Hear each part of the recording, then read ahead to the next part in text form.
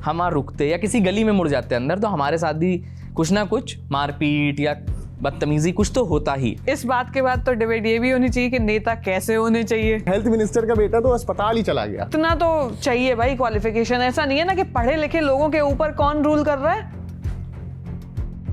सबसे बड़ी चीज होती है मुझे लगता है राजनीति में बॉडी लैंग्वेज। अरे यूपी बिहार नहीं बनाना है इसको। हालांकि मुझे नॉर्थ ईस्ट में हिंदी को लेकर के ऐसा नहीं दिखा जैसा महाराष्ट्र में हिंदी को लेकर है। ऑनेस्टली अगर देखा जाए बड़ी बुरी स्थिति है। हम कोई भी रिपोर्ट करने जाते हैं जिसमें हमें सरकार का या किसी एडमिनिस्ट्रेशन का पक्ष जानना होता नहीं, नेवर, कभी नहीं मिलता। आपको अभी की सोसाइटी में रेलेवेंट बने रहने के लिए हिपोक्रेसी करनी पड़ेगी। कद्दू कटेगा सब में बटेगा। क्या ही कमाल कहा है, किसका नाम लिया था तुमने? कि एक चीज देखो, हिपोक्रेट हिंदी में इंग्लिश में बोला कितना अच्छा, हिंदी में दोगलई, दोगलापन। You can't accept this यार।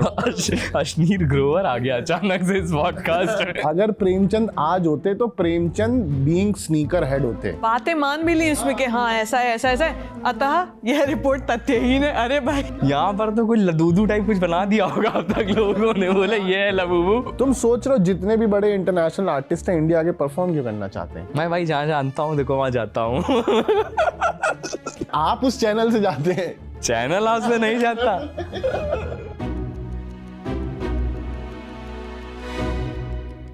1950 में अकीरा कुरोसोव की एक जापानीज फिल्म आई जिसका नाम है रोशोमोन। इसमें एक मर्डर की कहानी है जिसमें 4 आई विटनेसेस की डिफरेंट वर्जन ऑफ स्टोरी दिखाई गई है जो एक दूसरे से कॉन्ट्राडिक्टरी है, और इससे जुड़ा हुआ एक टर्म आया रोशोमोन इफेक्ट। सिमिलरली इस देश में एक बहुत बड़ा हादसा हुआ जो कि बहुत अनफॉर्चुनेट था। जी हाँ, एयर इंडिया का एयरप्लेन क्रैश, जिसकी अभी aircraft accident investigation bureau AAIB ने क्रैश रिपोर्ट दी है, और उससे जुड़ा हुआ एक आर्टिकल है जो एक मीडिया हाउस ने किया जिसमें ये लिखा था कि इसकी जो रिपोर्ट है वो कंप्लीटली रोशोमोन इफेक्ट जैसी है। ये रिपोर्ट आप दोनों ने ऑब्वियसली पढ़ी होगी, तो क्या सच में हर कोई इसका अपना अपना इंटरप्रिटेशन कर पा रहा है जो एक दूसरे से कॉन्ट्राडिक्टरी है? अकीरा कुरोसावा, बड़ा सुना सुना नाम लग रहा है, कौन है? जापानीज डायरेक्टर है। Akira Kurosawa, yes yes yes. Sorry, ये क्या था एकदम? भाई मेरे को क्या, कहाँ से? ओ माय गॉड, कुछ कंक्लूड नहीं हो रहा ना उससे, यही तो बात है कि आप किसी कंक्लूजन पे नहीं पहुंच सकते। उसमें ऐसा भी हो सकता है, ऐसा भी हो सकता है, ऐसा भी हो सकता है, लेकिन मतलब कि हमें नहीं पता कि वो ब्लैक बॉक्स का क्या हुआ होगा या उसमें क्या निकल के आया सामने, या फिर उसमें क्या सॉफ्टवेयर में ग्लिच था, कैसे हुआ नहीं पता। कोई पॉसिबिलिटी भी हम नहीं पता कर सकते क्योंकि हम कॉमन मैन है ना उस हादसे के लिहाज से। तो जब ये आया तो मुझे लगता है कि सारी चीज़ें एकदम क्लियर हो जानी चाहिए थी कि ये चीज़ें ब्लैक बॉक्स की ये रिकॉर्डिंग है, ऐसा बोला गया, या फिर ये पॉसिबिलिटी है कि ये सॉफ्टवेयर ग्लिच रहा होगा। क्या बोलते हो? लेकिन जो अब सामने आया उसमें एक छोटी सी क्लिप कि फ्यूल स्विच तुमने बंद किया, नहीं मैंने नहीं बंद किया, कट। अब उससे आप अज्यूम कर रहे हो अरे क्या हुआ होगा, इस पायलट की गलती है या इस पायलट की गलती है। फिर एक और चीज़ कि गलती है भी या नहीं, वो दोनों ही नहीं है।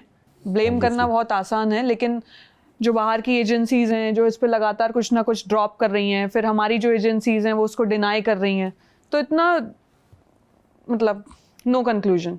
एयरक्राफ्ट कंपनी जो है वो भी बाहर की है, बिग जायंट। मतलब सबसे इम्पॉर्टेंट चीज़ ये है कि अभी ये एकदम शुरुआती लेवल की रिपोर्ट है, प्रिलिमिनरी रिपोर्ट है ये, और इसमें किसी भी तरीके की निष्कर्ष तक पहुंचना अपने आप में ही एक बहुत ही छिछली बात होगी, है ना, और बहुत जल्दबाजी होगी। तो एक्सपेक्टेशन ये थी कि थोड़ा बहुत बेसिक चीज़ें सामने आ जाएंगी, जिस हिसाब से अभी जितनी इन्फॉर्मेशन दी गई है इससे ज़्यादा की उम्मीद की जा रही थी। बहरहाल अभी सिर्फ कॉकपिट जो वॉइस रिकॉर्डर है उससे ही आई है ये बातचीत, उसमें भी क्लैरिटी नहीं है कि इस सेंटेंस के कि क्या तुमने कट ऑफ किया है, और दूसरा पायलट बोल रहा है कि मैंने नहीं किया। अब इसके पहले क्या बातचीत हो रही थी, किस कंटेक्स्ट में बातचीत की गई, इसके बाद क्या सिचुएशन हुई, इसकी भी कोई इन्फॉर्मेशन नहीं है। इनफैक्ट दोनों में से कौन से पायलट ने पूछा और कौन से ने ना में जवाब दिया, इसकी भी कोई इन्फॉर्मेशन नहीं है। तो एक तो अभी कोई एकदम ही क्लैरिटी नहीं है। दूसरी चीज़ इसमें जो आ रही है वो ये है कि किसी भी तरीके की कोई गाइडलाइन अभी तक बोइंग के लिए जारी नहीं की गई। तो ये माना जा रहा है, इस वजह से लोग ये कंक्लूड करने लगे कि अगर कोई टेक्निकल ग्लिच होता तो कम से कम, क्योंकि मेन रिपोर्ट जो है कि वो लगभग बताया जा रहा है कि साल भर का टाइम लग जाता है, Right. जिसमें प्रॉपर सारे लोग, सारे स्टेक होल्डर्स बैठेंगे, बोइंग के इंजीनियर्स बैठेंगे, और फिर उसके बाद पूरा इंटरनेशनल मापदंडों के साथ फिर वो सारी रिपोर्ट आती है, उसमें काफ़ी टाइम लगेगा। लेकिन बेसिक जो पहली रिपोर्ट आती है उसका ये पर्पस होता है कि अगर कोई छोटी मोटी अगर कोई तकनीकी समस्या है, कुछ है, तो उसको कम से कम बाकी सारी फ्लाइट्स में ठीक किया जा सके, दुरुस्त किया जा सके। उसकी कोई क्लैरिटी नहीं आई, तो कोई भी गाइडलाइन जारी नहीं हुई। अब इसको, जैसा कि तुमने अभी बताया ही कि इंटरनेशनल मीडिया जैसे वॉल स्ट्रीट जर्नल और तमाम सारे लोग हैं, वो दिखाने लगे कि हाँ ये तो पायलट की ही गलती है। तमाम सारे लोग आ गए। इनफैक्ट इसमें जो एविएशन इंडस्ट्री से जुड़े हुए लोग हैं, पायलट्स हैं, उनको आकर के उन्होंने इस चीज़ का विरोध किया है कि आप ऐसे कैसे बोल सकते हैं। मतलब अगर आपको ये क्लैरिटी नहीं है कि मशीन की प्रॉब्लम थी या नहीं थी, तो आपको ये कैसे क्लैरिटी हो गई कि पायलट ने ऑफ ही किया होगा? मतलब आप ज़्यादा जानते, कोई एविडेंस है इसके? कोई वजह है जो आपको इस तरफ सोचने के लिए मजबूर करी हो? कोई वजह नहीं है। और इतने बड़े हादसे में जिसमें 270 लोगों की मौत हो जाए, उसमें इस तरीके के निष्कर्ष निकालना इतनी जल्दबाजी से मेरे हिसाब से तो काफ़ी प्रॉब्लमेटिक भी है। क्योंकि सिमिलरली इंग्लैंड में भी कुछ पिछले हफ्ते के आसपास एक एक्सीडेंट हुआ, वो भी प्लेन क्रैश हो गया, प्राइवेट जेट था शायद कोई। तो उसके बाद एक सोशल मीडिया पे ट्रेंड चल रहा था कि इंटरनेशनल मीडिया को लोग टैग करके बोल रहे थे कि see this must not be the pilots fault. तो वही है कि रॉशमन इफेक्ट यहीं पे आता है कि हर कोई अपना अपना इंटरप्रिटेशन कर रहा है। और इतनी सी क्लिप के बाद वो देखा कि कैसे लोग पुराने केसेस में जाने लगे कि कैसे सुसाइड क्रैश हुए हैं पिछले, तो पायलट ने अगर ऐसा किया। उतनी सी क्लिप से सिर्फ आपने कितने अजम्पशंस लॉन्च कर दिए। जो जिंदा नहीं है उस पे इल्जाम लगा, जो नहीं है। कितनी प्रॉब्लम की बात है ये कि अब वो इंसान अपने पक्ष में बात रखने के लिए है नहीं। आप लोग कैसे कंक्लूड, मतलब कैसे कौन लोग हैं जो ये कंक्लूड कर भी दे रहे हैं कि हाँ ये गलती होगी? कुछ तो सपोर्टिंग आर्गुमेंट्स आप दीजिए ना उस पे, वो नहीं। तो ये मुझे लगता है इस साल का सबसे बड़ा हादसा था हमारे लिए। जितना अगर ये हम साल कहेंगे तो बहुत अच्छा तो नहीं गया। अगर सो फार अगर हम बात करें तो इस साल की अगर गुड न्यूज़ में हम जितनी भी रिसर्च करें, हेमंत उसके लिए रिसर्च कर रहा था, तो हेमंत से हमने पूछा कि कुछ मिला तुम्हें या फिर कुछ। देखा अच्छी चीज़ों में तो बहुत कुछ नहीं मिला है, बस अच्छी में ये मिला है कि हम स्पेस में पहुँच गए। हमारे शुभांशु शुक्ला स्पेस से होकर लौट भी आए, so it's a good thing. Magnus को चेस में हमने हराया है। अब तो दो हमारे इंडियंस हो गए जिन्होंने हराया। तो जो मोमेंट है, जो वो मीम वायरल हुआ है, वो हो गया। अपार्ट फ्रॉम दैट, बुरी चीज़ों में जाओगे तो this year was full of these incidents, tragedies. Kumbh के स्टैम्पेड तो वो तो तुमने कवर किया। तुमने कुंभ जस्ट उसके पहले ही गई थी, तुमने एक सिचुएशन बताई कि वहाँ पे ऑलरेडी बहुत क्रिटिकल था। अभी कट टू दिस, हम जिस साल के पड़ाव में जा रहे हैं, अब सेकेंड हाफ ऑलमोस्ट क्या शुरू ही हो चुका है, अब तो हम उस पर भी आगे बढ़ चुके हैं। निकल गया भाई आधा। हाँ, बिगेस्ट थिंग इज दैट कि अभी हम जा रहे हैं जिस तरफ, वो बिहार इलेक्शन है। और अब जो बिहार की सिचुएशन है, Bihar is in the news again, but for what reasons? Crime Bihar में बहुत अत्यधिक बढ़ा हुआ है। कोई हॉस्पिटल में चलते फिरते गोली मार दे रहा है, कहीं कुछ हो रहा है। मेरे ही गांव के पास की बात है कि 4 लोगों को काट के मार दिया था, गाड़ी चढ़ा दी थी। कब? अभी पिछले 2-3 हफ्ते पुरानी बात है। सिवान में एक हत्याकांड हुआ था, शराब की स्मगलिंग को लेकर के वर्चस्व की लड़ाई थी। तो उसमें दिन 4 साढ़े 4 बजे बीच बाज़ार में हथियार से लैस लोग आए, तलवारों से काटा वाटा, गाड़ी चढ़ाई और 4 लोगों को मार दिया। सेम डे पटना में एक बड़े बिजनेसमैन की हत्या कर दी गई। फिर उसके बाद और चीज़ें आई। तो बिहार, एक तो ये चीज़ चल रही, दूसरा चल रहा है स्पेशल इंटेंसिव रिविजन। तो ये इसको लेकर के भी बहुत सारी चर्चा। भी रिसेंटली एक चीज़ हुई है कि जो लोग बिहार में नहीं हैं, रहने के लिए दोबारा रजिस्टर करना पड़ेगा। तो ऑनलाइन ये शुरू हो गया है, मतलब इलेक्शन कमीशन ऑफ इंडिया की वेबसाइट पे है, आप जाइए रजिस्टर करिए। 2 स्टेप बताए कि 2 स्टेप में आपको ये हो जाएगा। ये SIR क्या है, ये बिहार से शुरू हो रहा है क्या पूरे देश में ही आएगा? तो मैंने तो इसमें जो एक पेटिशनर हैं जिन्होंने इसके खिलाफ याचिका दायर की, योगेंद्र यादव, राइट, उनके साथ बातचीत भी की इसी विषय को समझने के लिए। वो ब्रेकिंग डाउन पॉडकास्ट का एपिसोड आ गया है, वो देख सकती है जनता। उसमें हमने बहुत अच्छे से इसको समझने की कोशिश की कि प्रॉब्लम्स क्या हैं। ऐसा नहीं है कि इस तरीके का रिवीजन पहली बार हो रहा है, ठीक है, 2003 में भी हुआ। लेकिन स्पेशल इंटेंसिव रिवीजन जो SIR है, ये पहली बार हो रहा है। ओके। पहले एक समरी रिवीजन होता है, इलेक्शन कमीशन अपने आप में भी देखती रहती है कि भाई अगर कोई ऐसी कॉन्स्टिट्यूएंसी है 2-3 तरीके हैं इसमें। एक है कि कोई अगर कॉन्स्टिट्यूएंसी जहाँ पता चलता है कि यहाँ पर गड़बड़ियाँ हो रही हैं, कहीं से शिकायतें बहुत सारी आ जाएं, तो वहाँ पर एक होता है कि आप एक स्पेशल रिवीजन करवा देते हैं, है ना, कि आपने एक जगह चिन्हित की कि भाई एक कॉन्स्टिट्यूएंसी है या 4 मोहल्ले हैं, यहाँ पे कर लेते हैं। एक प्रक्रिया समरी रिवीजन की। बहुत सामान्य सी बात है कि किसी भी कॉन्स्टिट्यूएंसी में कुछ लोगों की डेथ होती है, कुछ लोग नए ऐड होते हैं, 18 साल से ऊपर होते हैं, तो वो रिवाइज होनी चाहिए। तो एक बेसिक प्रक्रिया है जिसके तहत ये किया जाता है। लेकिन जो SIR है ये अपने आप में इस बार पहली बार इस तरीके किया जा रहा है कि इन दोनों का मिक्सचर है, और 2003 के बाद इस तरीके का इतने बड़े पैमाने पर ये पहली बार हो रहा है। 2003 के बाद ये पहली बार हो रहा है। अब इसको लेकर के विपक्ष बहुत ज़्यादा हल्ला कर रहा है। इनफैक्ट जो अभी सेशन चल रहा है मॉनसून का, इसमें भी कहा जा रहा है कि SIR पर हंगामा होगा ही होगा। सवाल इसलिए उठ रहा है, ऐसा कहा जा रहा है कि बिहार वैसे भी लिटरेसी में बहुत पीछे है। यहाँ के ज़्यादातर लोग हैं जो माइग्रेशन कर जाते हैं, माइग्रेंट वर्कर्स हैं, जाकर के देश में तमाम जगहों पर काम करना है। अब वो लोग कैसे आएंगे, वो फॉर्म भरेंगे, प्लस जो वहाँ की ग्राउंड रिपोर्ट्स आ रही हैं, वो जिस तरीके की परिस्थितियाँ बता रही हैं, जो रिपोर्टर्स अभी वहाँ से रिपोर्ट कर रहे हैं कि BLOs जो बूथ लेवल अफसर्स हैं उनके ऊपर इतना ज़्यादा दबाव है कागज़ फिल करने का, जो डेटा रिलीज़ कर रहा है ECI कि हमने इतने सारे फॉर्म बांट दिए हैं, इतने सारे फॉर्म वापस आ गए हैं, इतना भर दिया है, इसको लेकर के सवाल लगातार उठाए जा रहे हैं। 11 डॉक्यूमेंट्स जो मांगे हैं उसमें आधार, वोटर ID कार्ड, ये सब है ही नहीं जो सबके पास होता है, और राशन कार्ड। ये 3 चीज़ें जो लगभग सबके पास आज के टाइम पे पहुंच गई हैं। आधार को लेकर के तो सरकार ने इतना ज़्यादा लोगों तक पहुंचा दिया है कि लगभग सबके पास है। इन 3 को ECI ने मान्यता नहीं दी है अभी तक फ़िलहाल। बहरहाल मामला सुप्रीम कोर्ट में गया है, तो सुप्रीम कोर्ट ने कहा है कि हम आपको ये सजेस्ट करेंगे कि आप इन्हें शामिल करें, आधार को भी कंसीडर करें, लेकिन उन्होंने कहा कि हम इसको लिख नहीं रहे हैं जजमेंट में, हम आपको रिकमेंड कर रहे हैं।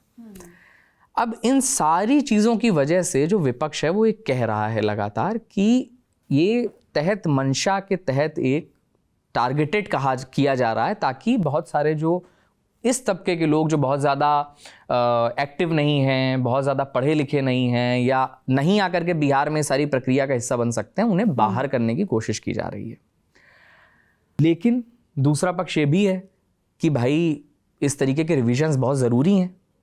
ज़रूरी इसलिए हैं कि बहुत सारे लोग हैं जो लिस्ट, हमें पता है कि हमारे यहाँ पर इलेक्शन जो होता है उसमें इस तरीके की खामियां हम सब ने प्रैक्टिकली देखी हैं। अगर आप जाएंगे तो पता चलता है कि हाँ बहुत लोग, पता चले आप गए हुए हैं, वोट आपका कोई और डाल करके चला गया है, तो ये सारी चीजें तो हैं ही। लोग जो मर गए हैं वो अभी भी चल रहा है। हाँ, पिछले लोकसभा चुनाव में वोट डालने गया था तो मेरे बूथ पे मेरा नाम था, मेरे भाई का नाम किसी और बूथ पे था, मम्मी पापा का नाम एक बूथ में, मम्मी का नाम 1 किलोमीटर आगे। फलाने ताऊ कब के चले गए, वोटर लिस्ट में जलना है वो अभी। और दूसरी चीज, कुछ लोग गायब ही हो गए। मतलब एक तो ये इंटेंशनल वो भी होता है कि बहुत से लोग ये कहते भी हैं कि हमारे वहाँ तो ये प्रचलित है कि भाई उसका नाम हटवा दिया गया था, कि जो एक्टिव नहीं है फैमिलीज, जो मतलब पता है कि विरोधी हैं, या फिर ये स्पेशल वो है, मतलब it's not about any specific party, जिस पार्टी के वर्कर्स हैं और उनसे उनकी नहीं बन रही, मोहल्ले के आपस की भी रंजिश है या कुछ है, तो उसमें भी ये सब बहुत होता है कि पहले हटवाओ इसका। खास तौर से जहां पर एक कोई डोमिनेंस हो किसी की, जैसे मान लो कोई गांव है जहां पर एक पार्टी विशेष का वोटर है बड़े पैमाने पे, तो वहां पर जो अगर 2-4-6 घर हैं या 2-4 लोग हैं, तो वो वहां पर ये सब चीजें बहुत ही सामान्य है। हो जाती है। काट दिए, 40 वोट है। मैं तो वोट भी बड़े उससे डाला ना, बड़ी जिद में मैं गया, फिर मैं आधार कार्ड नहीं ले गया था। अब मैं आधार कार्ड के बिना वोट नहीं डाल सकता था। मेरी पर्ची है, मेरा नाम है, लेकिन वो कंसिडर नहीं कर रहे थे। आई कार्ड के तौर पे मैं वॉलेट भूल गया था, मतलब नहीं लेके गया था। अब मैंने 5 बजे तक फिर वेट किया, जो भी साइबर कैफ़े खुला, मैंने अपना बड़ा वाला आधार प्रिंट निकाला, मैंने वोट तो मैं डालूंगा, और मंशा भी मेरी क्लियर थी, तो मैं वोट डाल के आया। लोकतंत्र मजबूत किया, लोकतंत्र तगड़े से मजबूत किया। और उसके पीछे वो भी था कि कुछ लोग नहीं चाहते थे कि, मतलब कुछ लोग चाह रहे थे कि हाँ डलवा दो। अब हम लोग घर जाओ तो फिर मोहल्ले का होता है ना, हर बूथ में बोलना पड़ता है ना, हर कैंप लगे होते हैं। अरे तो साइकिल जितवाई तुमने? तो वहीं को जिस जगह मेरा एक वोट इम्पोर्टेंट है, पर मेरे वोट से फर्क कितना पड़ेगा ये मैं नहीं बता सकता। इट इज यार, देखो ये तो चॉइस होती है। तुम पता तो अपराध कर रहे हो, क्वेश्चन बोलना नहीं होता, पूछना भी नहीं भाई होता। पूरे हम लोग इलेक्शन में यही सब तो करते हैं जाकर खुद ही के। सब तुमने बता दिया एकदम ऐसे थम्स अप करके। कहाँ हम सब बताया है? मैंने सबको बोला है कि आप ही को दिया है। नहीं तुम पता नहीं वो वाले हाथ से ऐसे ऐसे कर रहे थे, पता नहीं क्या कर रहे थे। और जब उसने साइकिल बोला तभी तुमने थम्स अप क्यों दिखाया? ये सब ये अपने आप में इंडिकेट कर रहा है कि आपने लोकतंत्र को किधर से यार मजबूत देखो, किया मुझे है। लगता है भाई अब लोग कंक्लूड कर चुके होंगे यार अब तक। साइकिल से चलो अपने कान में कमल लगा के और हाथ दिखाते हुए, बढ़िया। तो ये होना चाहिए ना, ये देश तो यार सबका है ना। होना चाहिए। होना तो बहुत कुछ चाहिए। हो नहीं रहा है पर। बाकी बिहार भी हम लोग जाएंगे, हमें लगता है। आप बिहार को लेके आप लोग एक्साइटेड हो गए। बिहार चुनाव से पहले ये एपिसोड डलवा देना बस। या तो ये पोस्ट प्रोडक्शन जोक है हमारा। तो बिहार इससे पहले गए हो तुम लोग कभी? निकला हूँ, गुजरा हूँ वहां से, हाँ। लेकिन गया नहीं हूँ। बंगाल जाते वक्त पड़ता है ना? मतलब वो तो बात कई दफा पड़ा है, लेकिन हाँ। पश्चिम बंगाल उड़ीसा जाइए तो आपको रास्ते में पड़ता है। इवन झारखंड भी जाएंगे तो होके जाएंगे, but never been to Bihar, वैसा वाला। तो ये तो एक्साइटिंग हो जाएगा, बढ़िया है ना। हाँ। और पहली दफा जाओगी? हमरा बिहार में। आगे की लाइन नहीं बोल सकते, आगे की लाइन भी लेजिट कर दी उन्होंने, ठोक देंगे कट्टा कबार में। अच्छा ओ। हाँ यार, वो जो जिससे तुमने जिक्र किया, वो जो हॉस्पिटल का वीडियो है, उसमें तुमने वो वीडियो देखो, और क्या और उसमें भी 5 बंदे हैं। वो एक जो आगे चल रहा जो है ना, आगे चल रहा है वो बंदा बहुत लेट निकलता है और एकदम ठहर के आराम से बाद में भागता है वो। नहीं, तुम्हें एक बात बताऊं, उसका फिर मैंने रिसर्च किया किसी न्यूज़ आर्टिकल में कि इंस्टाग्राम पे जाओगे तो उसकी वीडियो है। मैंने उसके नाम से उसका अकाउंट सर्च किया तो कोई बादशाह करके एक उसका हैंडल था, और उसका यूट्यूब चैनल बना रखा है उसने, जिसमें उसने शॉर्ट्स डाले। तो उसके मैंने शॉर्ट्स देखे, स्क्रॉल किया, तो उसके हर शॉर्ट में यही कि हाँ मतलब कि हम आएंगे तो गर्मी पड़ जाएगी, हमारी तो दुश्मनी बहुतों से है, वो सब नहीं होता dialogue. And he is quite popular. गाड़ी है उसके पास, वो खड़ा है, 4 लोग उसके आसपास खड़े हैं, तो हमसे मत टकराना, धूल हो जाओगे। बादशाह की गली में आके उसका पता नहीं पूछते। हाँ, ये सब था कि सुल्तान में उसकी वाइब है पूरी भाई। और इसी टॉर में वो गया है। तो पुलिस वालों को पहले से, हमें लगता है, एक इंटेलिजेंस को भी ट्रैकिंग करनी चाहिए कि इस तरीके के रील कौन कौन बना रहा है। पुलिस ने तो बहुत अच्छी ट्रैकिंग की है। उनके एक वरिष्ठ अधिकारी ने ये बोला है कि एक्चुअली क्या होता है, इस मौसम में किसानों के पास काम नहीं होता है। तो मतलब मैं ये देखो, इतनी रिसर्च और कोई नहीं कर सकता। तुम नहीं जा रहे हो क्या बिहार? तुम इन्वेस्टिगेटिव जर्नलिज्म कर रहे हो, आप भी कर रही हैं, लेकिन ये नहीं, आप इस कंक्लूजन पे नहीं पहुंच सकते कि इस मौसम में किसानों के पास काम नहीं होता है। तो वो क्या करेंगे? तो वो कहेंगे बंदूक साफ करते हैं, नहीं है तो खरीद लेंगे। उसके बाद जो है वो निकलेंगे शूटिंग पे। बताओ, इन लोगों ने एथिक्स का पेपर दिया होगा, हैं, एग्रीकल्चर का भी दिया होगा, उसमें भी फार्मर्स कितने सुसाइड करते हैं, क्या करते हैं, पुदीना बो रहे हैं। और फिर उसके बाद ये कैसे, मतलब कहाँ से ये बयान आ रहे होंगे दिमाग में, कौन बता रहा होगा? कहीं कोई रिसर्चर तो नहीं बैठा रखा है इनने।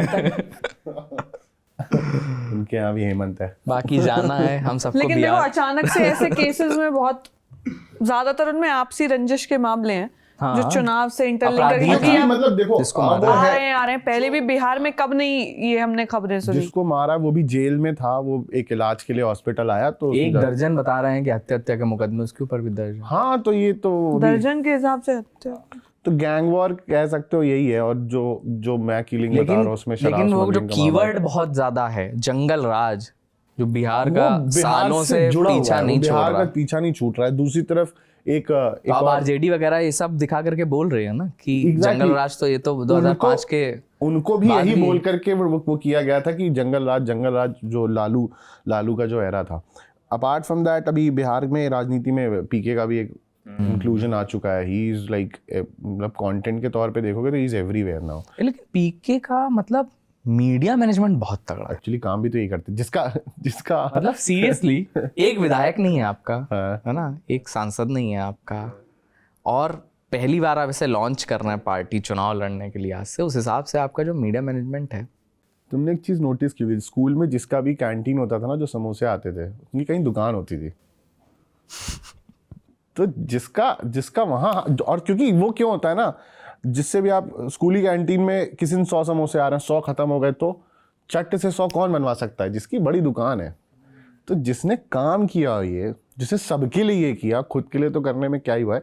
लेकिन हालांकि अगर देखोगे तो वो हार्डवर्क कितना रिफ्लेक्ट कर रहा है कि रैली के दौरान चोट लग गई। अपार्ट फ्रॉम दैट एक स्टेटमेंट वायरल हो गया, जिस दिन सरकार बनी सबसे पहले लिकर बैन हटा देंगे, क्योंकि उन्होंने वो रीज़न दिए कि लिकर बैन ना होना लिकर बैन होने से ज़्यादा कम रिस्की है। क्यों? क्योंकि लिकर बैन होने के बाद अपने आप में शराब एक इकॉनमी हो चुकी है। Smuggling is the new. और खैर बिहार में तो बिल्कुल कंट्रोल ही नहीं है ना यार, कितने सारे लोग वो हुश ट्रेजेडी से मर जा रहे हैं। मतलब लगातार ऐसी घटनाएं तो आ ही रही हैं। हुच है, ताड़ी बिकती है, ताड़ी मिलावट बिकती है।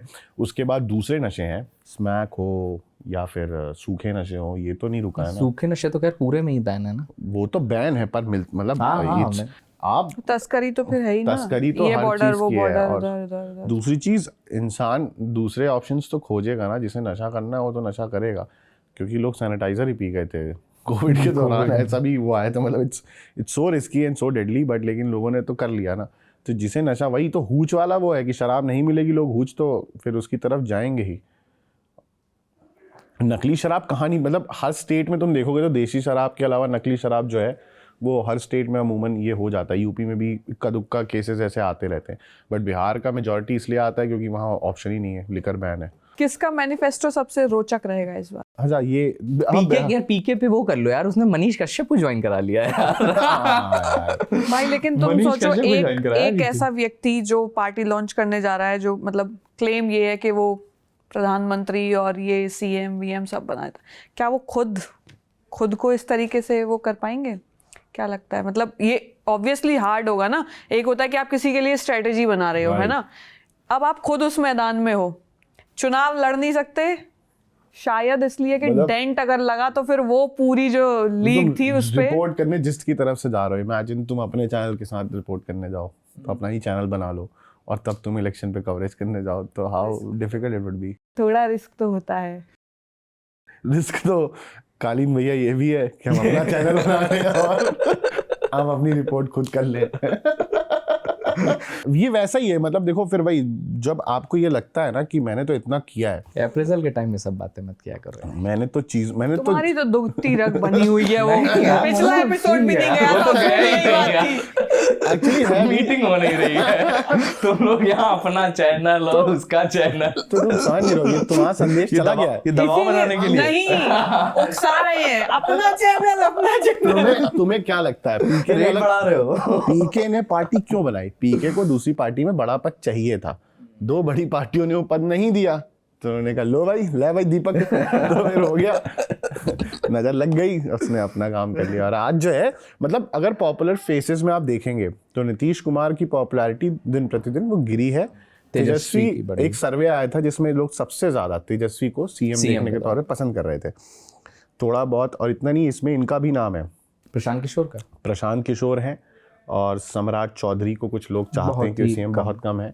Chirag Paswan is also in the list, in the race. Tej Pratap कहाँ है इस फहरिस्त में? वो यार तेजू भैया को इग्नोर कर दिया। मैंने नहीं किया। जिसको फैमिली इग्नोर कर दे, जिसको उसकी फैमिली इग्नोर कर दे, तो उसको हम कहाँ से बीच में ला सकते हैं? अभी तो इंटरव्यू वगैरह दे रहे हैं, वो इंटरव्यू दे रहे हैं इंडिविजुअल, जो भी रीच आउट कर रहा है उसको दे रहे हैं। अपार्ट फ्रॉम दैट, बात ये है कि उनका ये तो बेस्ट मौका होगा ना कि पूरा ही साइड लाइन कर देने का। मतलब आप देखो अगले के साथ हुआ क्या, जो भी बवाल हुआ वो इसी अल्ले पल्ले हुआ है, तो अब पार्टी से और परिवार से बेदखल है। तो अभी सबसे बड़ा सवाल ये है कि टिकट मिलेगा कि नहीं मिलेगा, चुनाव लड़ेंगे कि नहीं लड़ेंगे। तो actually he is in the business ना। अभी तो वो न्यूज़ में तो रहेगा, निर्दलीय भी लड़ लेगा भाई, लड़ेंगे मतलब फिर, लेकिन उससे नुकसान है। चुनाव तो लड़ेंगे चुनाव भाई, तो मेरे को तो पूरा कॉन्फिडेंस है कि वो व्यक्ति अपनी पार्टी भी लॉन्च कर सकता है। कर सकते हैं भाई, समर्थक हैं वो।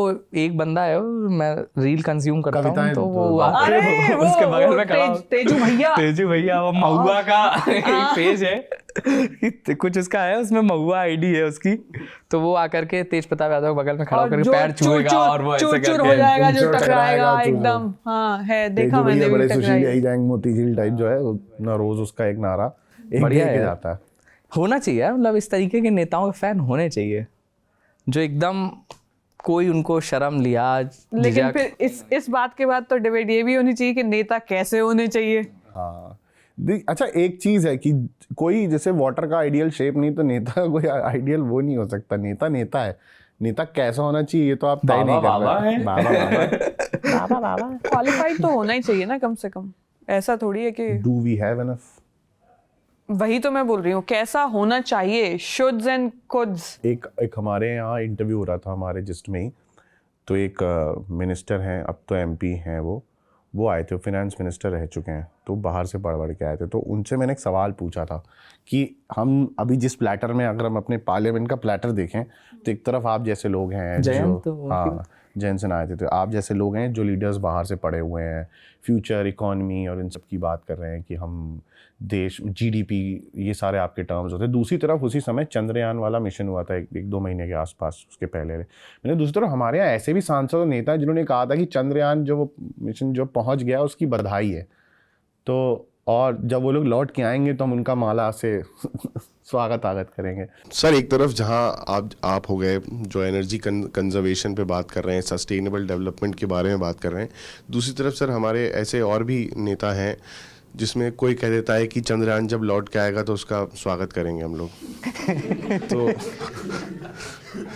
और सर हाँ, कुछ लोग कहते हैं कि यात्री पहुंच गए तो उसकी भी बधाई दे दी, किसी ने नासा को क्रेडिट दे दिया। तो मैंने कहा आप लोग कुछ ऐसा आपस में नहीं करते हो कि लेट्स एजुकेट स्टाफ का मामला है यार, खराब मत करो यार, ऐसे मत कि करो। मतलब एक तरफ आप जैसे लोग हैं यार लेकिन मतलब ऑनेस्टली अगर देखा जाए तो बड़ी बुरी स्थिति है। मतलब अगर देश की राजनीति की बात करें, आप मतलब एकदम बेसिक तो आप देखिए ना पार्लियामेंट की क्या हालत है।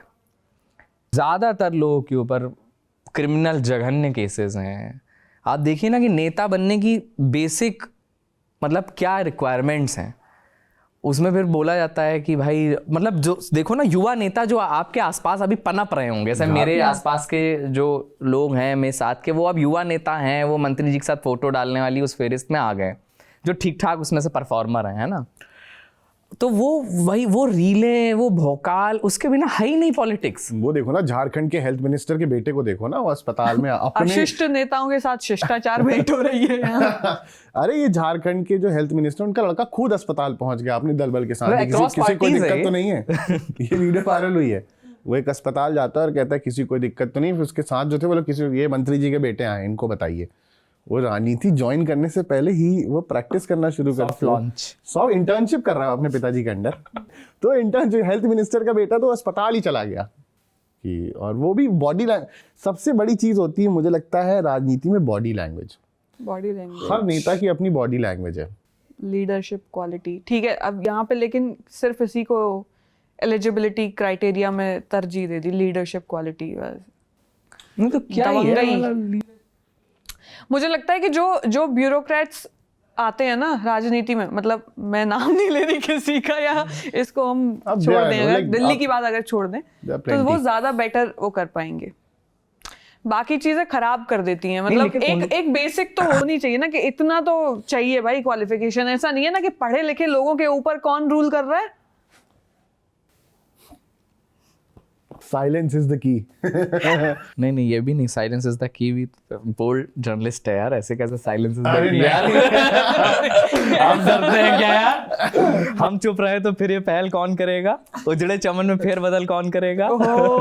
देखो जिस चमन की आप बात कर रहे हैं वो उजड़ा नहीं है, उजड़े हम लोग हैं। वो प्रश्नों के फेर में अगर उलझ गए जो हम, तो उत्तर की समस्याओं को हल कौन करेगा? क्या बात है यार मुकुल, हर बार ना तुम अपना 2-4 कविताएं भाई बिल्कुल याद करके नहीं आया।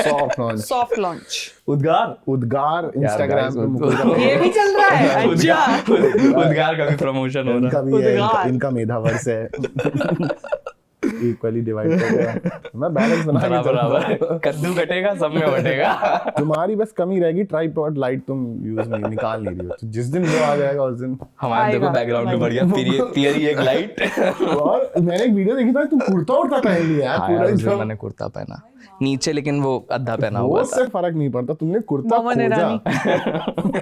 तुमने कुर्ता खोजा, वो जो मोटिवेट हो गया था, पता नहीं क्या कैसे मोटिवेट हुआ एकदम अचानक से। मैंने कहा यार आज तो पढ़ ही देता हूँ कि क्या ही कमाल कहा है, किसका नाम लिया था तुमने? क्या ही कमाल लिखते हैं। हाँ मतलब if you are not even relating to it but you will relate to it for the sake of poetry. जैसे अंकित को करना पढ़ने से पड़ता है। पहले ही एक्सप्रेसिव हो जाता यार है। मैं तो बस सुनता हूँ, मैं कहता हूँ अच्छा, फिर मुझे लगता है यार सही, अच्छी बात है। मैं एक चीज को अप्रिशिएट करता हूँ, तुमने इतना याद रखा और उसको सुना दिया है, दैट्स द की। वरना बातें तो सारी, मतलब मुझे लगता है साहित्य में अब हिपोक्रेसी भी बहुत आ गई है। सब उस तरीके से लोग बेच भी रहे हैं ना कि ओ माय गॉड, जैसे गांव बेच रहे हैं, कौन एकदम बड़े बड़े एसी में बड़े उसमें रहने वाले लोग, जो जिनके अपने घर में मिट्टी नहीं जाती होगी, वो कहते होंगे यार मिट्टी की जो सुनी खुशबू आ जाती ना, खुद जो है अगर मिट्टी लग जाए हाथ में तो 5 बार हैंड वॉश करेंगे, कहेंगे it's so dirty, don't wash your hands. तो वो लोग भी, तो हर चीज में hypocrisy. Recently I watched a video जिसमें कोई, देयर इज अ गाय, वो ये बता रहा था कि वो इतना बड़ा, उसने एक ब्रांड मूवमेंट किया था, 2 ब्रांड्स के ऐड का उसने वो बताया था कि ब्रांड सॉल्यूशंस का वो आदमी है, एक स्टार्टअप के हायर पोजीशन पे है। तो व्हाट ही सेड, उससे उसका एक पॉडकास्ट चल रहा था, उसने कहा कि यार आपने 2 ब्रांड्स की होर्डिंग अगल बगल करा दी थी, एक तरफ मान्यवर एक तरफ वर। बोला यार हाँ, वो खुद ISB से पढ़ा हुआ, एक दूसरी कंपनी का फाउंडर ISB से पढ़ा हुआ, ISB हैदराबाद। तो ISB इज द थिंग। वो वर और मान्यवर में जो ब्रांड के दोनों के बीच जो टैगलाइन थी, वर्ड प्ले है। यही वर्ड प्ले अगर कोई साधारण इंसान या फिर कोई नया जॉइनी ट्रेनी, इवन मैं जाके बता दूं तो वो वर्ड प्ले हो जाएगा यार, नॉट फनी। बट ISB और ये सारा कि उस पोजीशन पे बैठे हुए इंसान ने, तो उसको बड़ा एकदम डायनेमिक आइडिया कि अगल बगल 2 कंपनीज की होर्डिंग लग गई। What a creative guy, what a creative genius. तो यही चीज़ है, यही साहित्य के साथ है। इसीलिए कहते हैं ना कि एकेडमिक्स आपके साथ, जब वो IIM ABC हो गया, या फिर आप बॉस्टन से पढ़ के आते हो, मैसाचुसेट्स से आते हो, तो हार्वर्ड से आते हो, हम खेलें तो गिल्ली डंडा, तुम खेलो तो टूर्नामेंट। सर मुझे लगता है कि आप फॉर मी एक चीज जो मैंने कंक्लूड की है, you have to be a hypocrite. आप पॉपुलर अपनी मेहनत से हो सकते हो।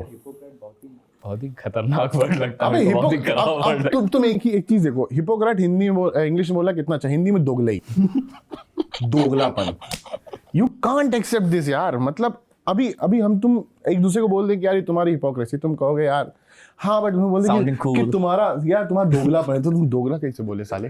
वो तुम उठ बैठोगे। पर हम लोग जीवन के किसी ना किसी फेज में सब दोगले होते हैं। एग्जैक्टली मैं यही कहना चाह रहा हूँ कि आप अपनी मेहनत से, अपने एफर्ट से, काम से पॉपुलर हो सकते हैं। अश्नीर ग्रोवर आ गया अचानक से इस पॉडकास्ट में। But for me, if you have to be relevant, you have to be a hypocrite.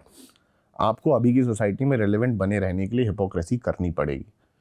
अरे अभी की सोसाइटी में रेलेवेंट बने रहने के लिए बहुत कुछ करना पड़ेगा बड़ी भाई। एरिस्टोक्रेसी है इस जबान में। जैसे तुम एक चीज देखो ना कि मिसोजिनी वैसी थोड़ी रह गई है। हमारे जिस सोसाइटी में हम रह रहे हैं वहाँ मिसोजिनी ऐसी थोड़ी की है औरतों का एक काम है डिस्क्राइब करना, नहीं, उसकी भी लेयर्स बदल चुकी हैं। मिसोजिनी भी अब वैसी नहीं रह गई है। मैंसप्लेनिंग भी बहुत लेयर में आ गई है। मेल शोविनिज्म बदल चुका है, वैसा नहीं रह गया है कि ये दिखाना कि औरतों को नहीं, वो करेंगे बट स्लो सटल हो गया है। आपको समझ में आएगा पर बाद में लगता ऐसे है। शहरों में हाँ, आई मीन इसमें नीश में आप जहाँ पे इवॉल्व जनता है, इवन जहाँ हम लोग रहते हैं जिस परिवेश में, उसकी बात मैं कर रहा हूँ। तो हिपोक्रेसी है, वरना लबूबू डॉल थोड़ी कोई फेमस करा देगा कि मतलब एक लबूबू का क्या सीन है, मतलब मेरे को बहुत ज्यादा नहीं पता है। एक सुना है कि कुद्दरूप सी एक यार कोई गुड़िया है क्या? लबूबू क्या लवर्स भी हैं क्या? नहीं लवर्स तुम लो बूबू अलग अलग मत करो। नहीं, अपने पार्टनर्स का जैसे नाम रखते हैं, कुक्कू गोवा। तो एक चाइनीज कंपनी है पॉप मार्ट करके, तो एक्चुअली इसको ना एक वो कहते हैं, उसकी फोटो लगवाना भाई लबूबू की। हाँ बिल्कुल। तुम्हें क्या लगता है लोग जानते हैं? बिहार के आप ADG जिनकी बात कर रहे हो उनको लोग नहीं पहचाने होंगे, लगाना पड़ेगा, बवाल हो जाएगा। लेकिन लबूबू बोलेंगे, कहेंगे अरे यार। एक टर्म है इसके लिए, कलेक्टिबल फैड्स कहते हैं इसको। स्क्विशमैलोज करके पहले कुछ वायरल हुआ था तो लोगों ने वो रखा। फिर उसके बाद चाइनीज कंपनी है पॉप मार्ट करके, इसने लबूबू 15 में लॉन्च हुआ, 19 में भी रहा। 23 में एक थाईलैंड की पॉप आर्टिस्ट है लीसा, उसने उसे पॉपुलर किया। देन उसके बाद इंटरनेशनल सिंगर्स हैं, पॉप स्टार्स हैं, दुआ लिपा, रियाना, इन लोगों ने रखा। देन उसके बाद रखा मतलब कि घर पे लगाते हैं। 2023 में उसका एक की चेन वर्जन आ गया एक्चुअली, तो वो बैग में टंगने लगा। तो उसके बाद इंडिया में अनन्या पांडे, शिल्पा शेट्टी, इन लोगों ने भी रखा, तो इट वेंट पॉपुलर। 2025 में उसका एक नया वेरिएंट लॉन्च हुआ है, स्टॉक एक्स पे आया था कि 7 नए लबूबू, हालांकि उसके 300 वेरिएंट आ चुके हैं अब तक। एक ही कंपनी बना रही है ये। हाँ, और वो 300 वेरिएंट उसके अब तक आ चुके हैं। लास्ट अप्रैल में 2025 में 7 नए वेरिएंट आए, जो उसमें 6 इमोशंस के बारे में थे और एक ब्लैक मॉन्स्टर कहा गया। और उसकी इतनी सेल थी कि वो स्टॉक एक्स पे PS5 की सेल को पीछे छोड़ गया, PlayStation 5। और एक बाबी डॉल है लेब्रॉन जेम्स एडिशन करके, उन दोनों को उसने पीछे छोड़ दिया, तो इसलिए वायरल हो गया। और इसकी कॉस्ट है, मतलब ये इसके अगर प्राइस रेंज में जाओगे तो $20 से लेकर के $1800, यानी 1.5 लाख तक की लबूबू भी है क्या मतलब खासियत क्या है? यार कुछ symbol है, सिंबल है ये क्या है? एक्चुअली। क्यों दूं मैं 1.5 लाख रुपए, क्या खासियत हाँ है? हाँ, मतलब मुझे बताओ। इसका ना ये नोमाडिक, खरीद नहीं पाऊंगा। इतने में तो भाई वेस्पा आ जाएगा। सबसे मद्दी लबूबू बताओ कितने की आएगी? मद्दी तो तुम्हें 1500 रुपया मिल जाएगी अमेजोन। देखो इंडिया में देखो ईबे देखो चाइना, यहाँ पर तो कोई लदूदू टाइप कुछ बना दिया होगा अब तक लोगों ने, बोले ये है लबूबू, ये है 15,000, ये लदूदू 150 रुपए। एडी बास अट्टा मार्केट में मिल रही है। मेरा अपने बताते हैं, हमारे कानपुर में एक मार्केट है, रहमानी मार्केट।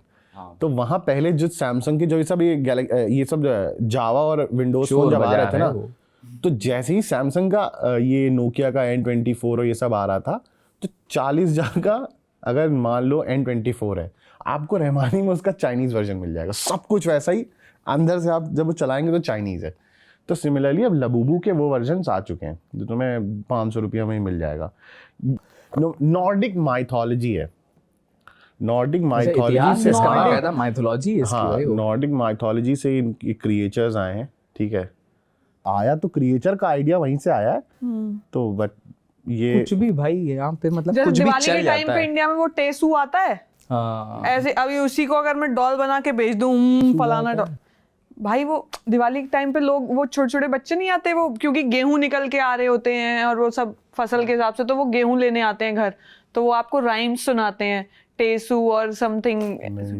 ओहो, कानपुर ने ये कैसे मिस कर दिया यार। हाँ, एक तो वो जो गुड़धानी वाली बात कर रही हो क्या तुम, कि जो बरसात के लिए करते हैं? वो तो बरसात में नहीं, होता है, पानी दे गुड़धानी, जो मॉनसून के बारिश नहीं हो रही होती तो वो नहीं, करता है। दिवाली ये से अच्छी पहले चीज़ है। आते हैं। अब लबूबू के बाद लेट्स गो टू टेसू। यस और प्लीज टेसू- मेधा, टेसू पर प्रकाश डालिए। जैसे थोड़ा। टेसू और एनसीईआरटी में फिर इसकी कविता भी आई थी, क्योंकि ये उससे लोक से जुड़ी हुई थी ना। तो टेसू मतलब ब्रज भाषा में तो अलग अलग गीत बनते हैं उसको, कि बताओ ना टेसू यार। ठाड़ो आंगन में, वो जो दे सारे टेसू गीत ना आंगन में। बहाओ, एक तो है, टेसू ठाओ। हाँ, टेसू ना भाव मतलब आंसू ना भाव, और वो था टेसू बड़े कमल के फूल समथिंग समथिंग करके, ऐसे ऐसे को पोएम्स आता है, थी। तुम समथिंग बहुत सुना होगी। नहीं अलग अलग है, मुझे नहीं आता। मैं बच्चों को मतलब फिर कि और गेहूं दूंगी, एक और सुनाओ करके ये वही वाली सुनती थी। ये वही वाली दीदी है। जब नानी के यहाँ आती है जाती थी तुम्हें? तब, तो मेरी नानी के यहाँ होता है ये, मैंने अभी दादके में तो नहीं इतना सुना। तो एक वो गुड़िया बनती थी, उसको झांझी टाइप कुछ बोला जाता था, और देन वो टेसू, तो गुड़िया फीमेल, टेसू मेल, और वो बिजू का होता है, खेतों में बिजू का लगा देते हैं, तो उसका मिनिएचर कुछ वो लगा के लाते थे, लकड़ी एंड सम सकोरा कुल्लड़ उल्लड़ से बना के बच्चे आते थे, टेसू टेसू टेसू टेसू, तो वो होता था। But Kanpur missed it. करेंगे इस बार हम लोग। तुम लोग टेसू आयोजन करा जाएगा। टेसू एक्सप्लोर करना। What is actually Tesu? मुझे लगता है कानपुर अब के एनसीईआरटी में अगर कविता छप सकती है उसकी, तो देन अरे ये आप बात बहुत दूर तक जाएगी, अब तुम परेशान मत हो। हमने विधायक, माननीय सांसद यहाँ और माननीय मुख्यमंत्री जी से ये आग्रह करते हैं कि कानपुर के अंदर कम से कम टेसू कार्यक्रम आयोजन किया जाए।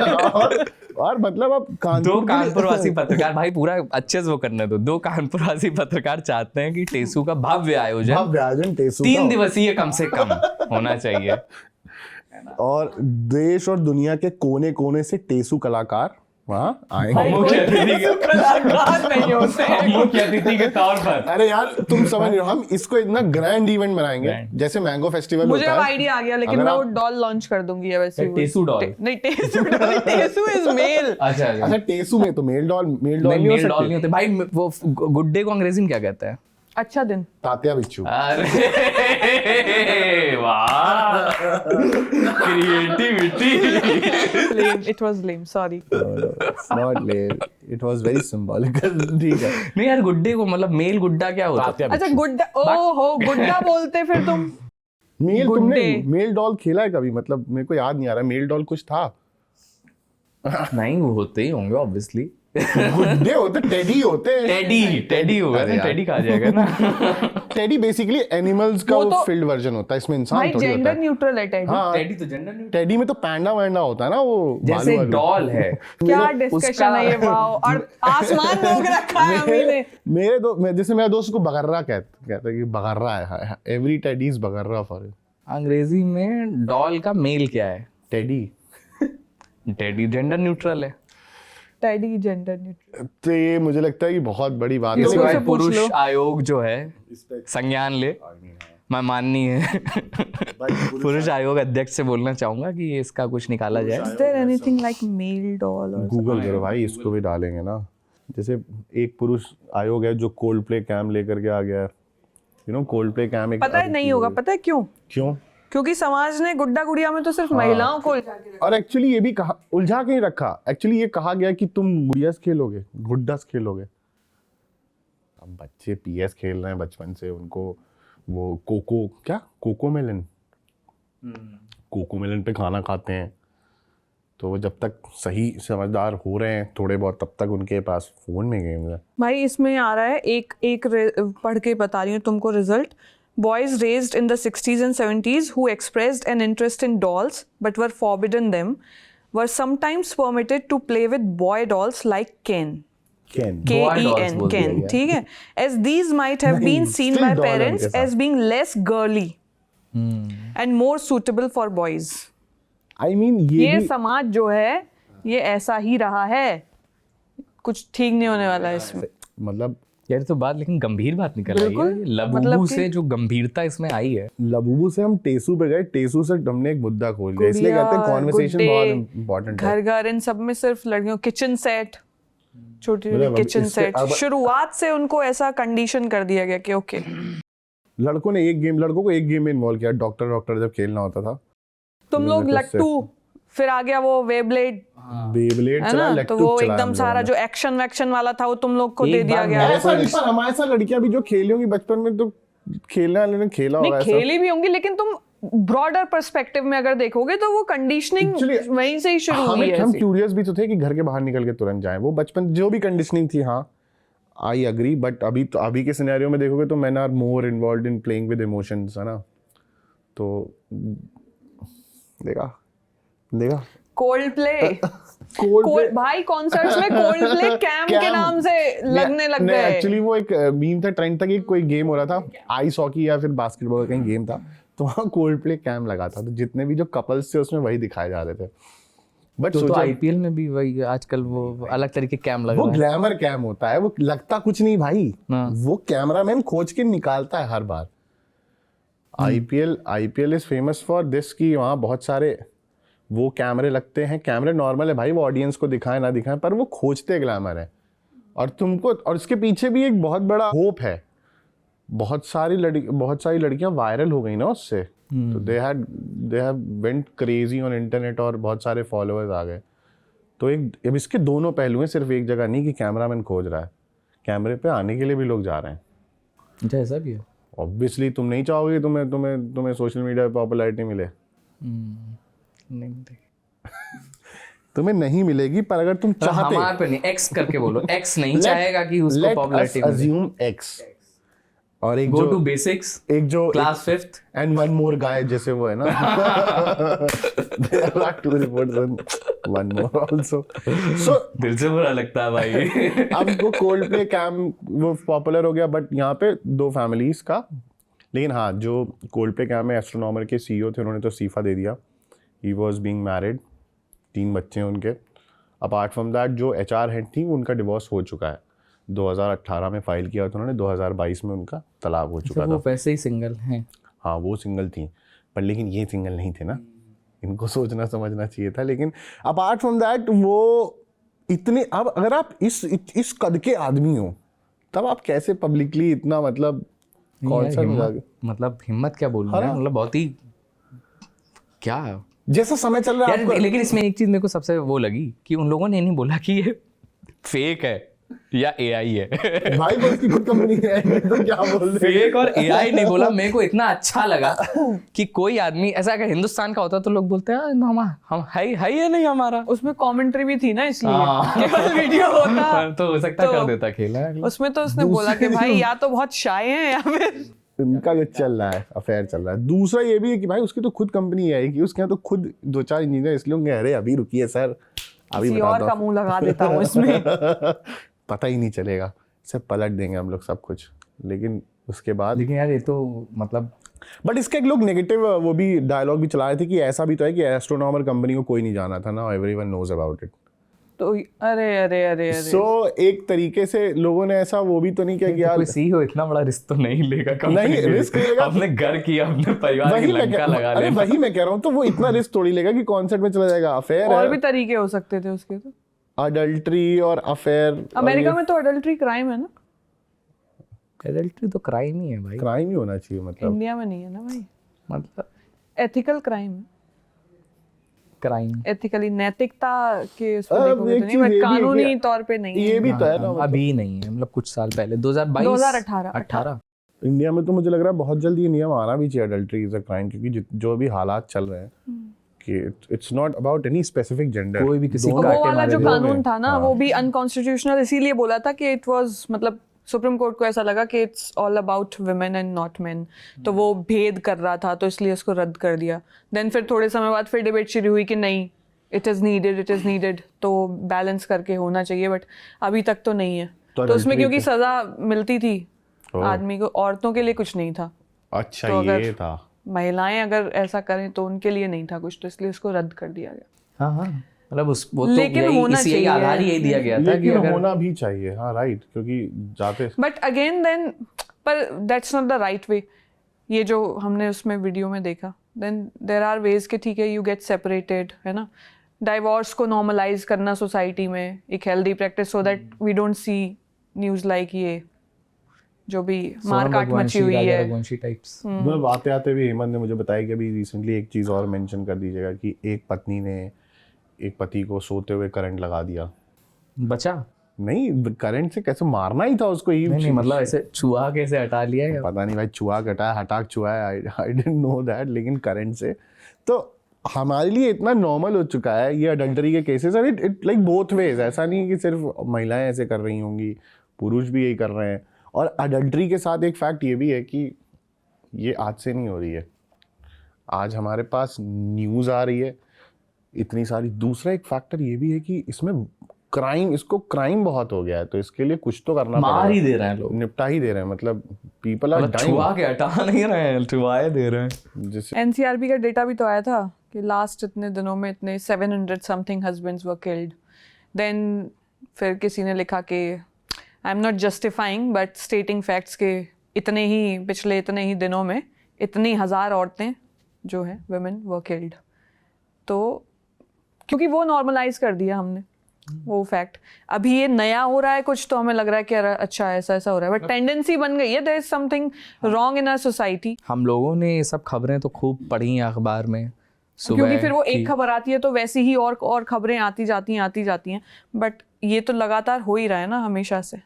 किचन में कितने सिलेंडर फटते थे, कितनी महिलाएं, डोमेस्टिक वायलेंस, मतलब डाउरी, ये चीज एवरीवन हैज अ स्टोरी जहाँ पे ससुराल में किसी महिला को जला दिया गया होगा। और दहेज, मतलब अभी पिछले टाइम ही हमने देखा ना वो केस कि वॉल्वो भी दी, इतना 4-5 किलो सोना भी, तो 2-3 किलो रह गया था, उसी में कलेश किए पड़े थे। मतलब जो सोसाइटी का अपर क्लास हम नीच कहते हैं, इवॉल्व मानते हैं, बहुत पढ़ा लिखा मानते हैं, वहाँ भी। अरे इनफैक्ट अभी मैं एक पॉडकास्ट सुन रहा था जिसमें कि एक ऐप है जो ये मैट्रिमोनियल साइट ऐप है, तो उसमें भी उन्होंने जो डेटा बताया ना, उन्होंने बताया कि मतलब जो IIT IIM पास आउट जो लोग हैं वो भी बिल्कुल कंफर्टेबली दहेज मांगते हैं। वो मांगते इसीलिए हैं, डिग्री उनकी बढ़िया वो और बढ़िया दहेज मांगते हैं, तो उस लेवल तक तो इसका जो पढ़ाई लिखाई से भी कोई लेना देना नहीं। एलिजिबिलिटी डिग्री जो है वो दहेज के लिए ना उनकी उसकी वो बन अमीरी जाती है। गरीबी से लेना देना है, गरीब व्यक्ति भी शादी कर रहा है तो अपने बेटी की शादी बिना दहेज के अब नहीं कर पा उसमें रहा, ना- चाहे उसका सामर्थ्य जो भी है, वो 2 लाख खर्चा करे, 3 लाख खर्चा करे, वो एक स्कूटर दे दहेज में, लेकिन वो दे रहा है, छोटा single door fridge they but they रहा है। वो बड़ा आदमी वॉल्वो भी दे रहा है, फिर भी चीज़ें हो रही हैं, तो है ही। लोग ये भी बोलते हैं कि माँ बाप भी ऐसे ही घरों में अपनी बेटी देना पसंद कर रहे हैं, नौकरी वाला तो उन्हें भी चाहिए, फिर दहेज भी दे रहे हैं। बट देखें अगर तो मतलब प्रजापत विवाह की अगर बात करूं कि बेटी को उपहार दे दिए, वो जा रही है, तो वो धीरे धीरे धीरे सोचो वो कल्चर में ऐसे इनग्रेन हुआ कि आज उसको जस्टिफाई किया जा रहा है कि अरे बेटी के लिए है। मेरे आसपास के 1-2 दोस्तों की भी शादी हुई तो उन लोगों ने दहेज नहीं लिया ऑब्वियसली, तो वो बताते हैं कि जो मतलब जो उनकी पार्टनर्स हैं, उनकी जो मम्मी हैं, पिताजी हैं, उनको इस चीज़ का गिल्ट है और उस चीज़ को लेकर के अपराध बोध है कि मैं कुछ तो नहीं लिया तुमने, कुछ तो ले लो।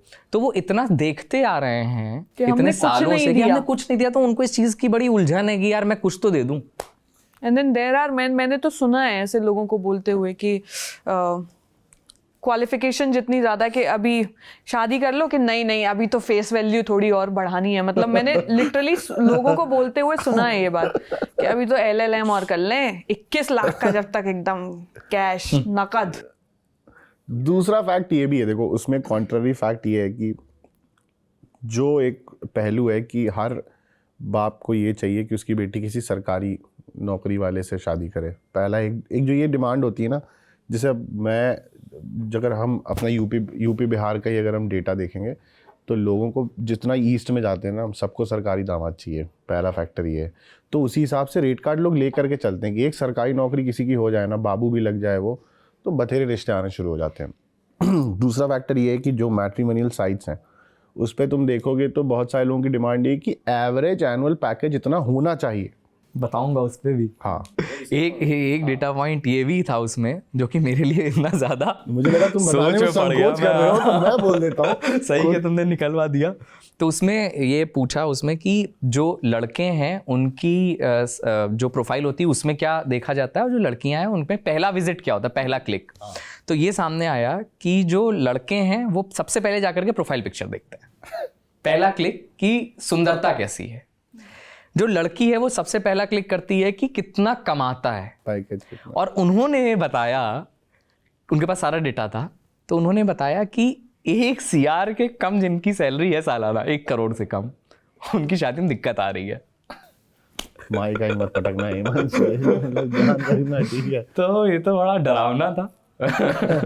1 करोड़ रुपए सालाना कैसे होगी? पहला सवाल तो वही कि दहेज तो देना ही है, तो क्यों ना मोटी पार्टी देखे, क्लिक करो इस पे। तो ये बड़ा नहीं, तो एक उन्होंने ऐसे बताया कि जिनकी 25 लाख 30 लाख है उनकी शादी में, जैसे मान लो कि अगर उधर 100 रिश्ते आ रहे हैं तो इधर 8-10 आ रहे हैं, दिक्कत होती है, मतलब मुश्किल होता है हमारे लिए कराना उनकी शादी 25-30 लाख भाई वालों वो का। जो मैट्रिमोनियल साइट पे आ रहा है वो 20-25 लाख वाले क्लिक कर, वो तो आस पड़ोस में ही कर लेगा इतने मैंने, उधर तो वही आएंगे ना कैमरा देख लोग। के बोल दो 1 CR CTC। तो मान लो ज्यादा सोचे बैठे हो, है ना? तुमसे तो उम्मीद भी ज्यादा है ना, तुम तो खुद एक हीरा हो। मेरे आसपास के जो लोग हैं, उनको लगता है ऐसा। अच्छा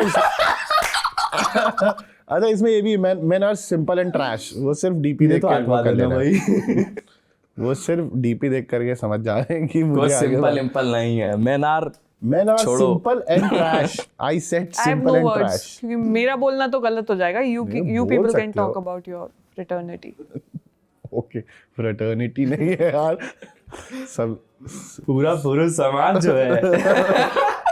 यार देखो ये बात सत्य है कि पुरुष नीचता तो करता है।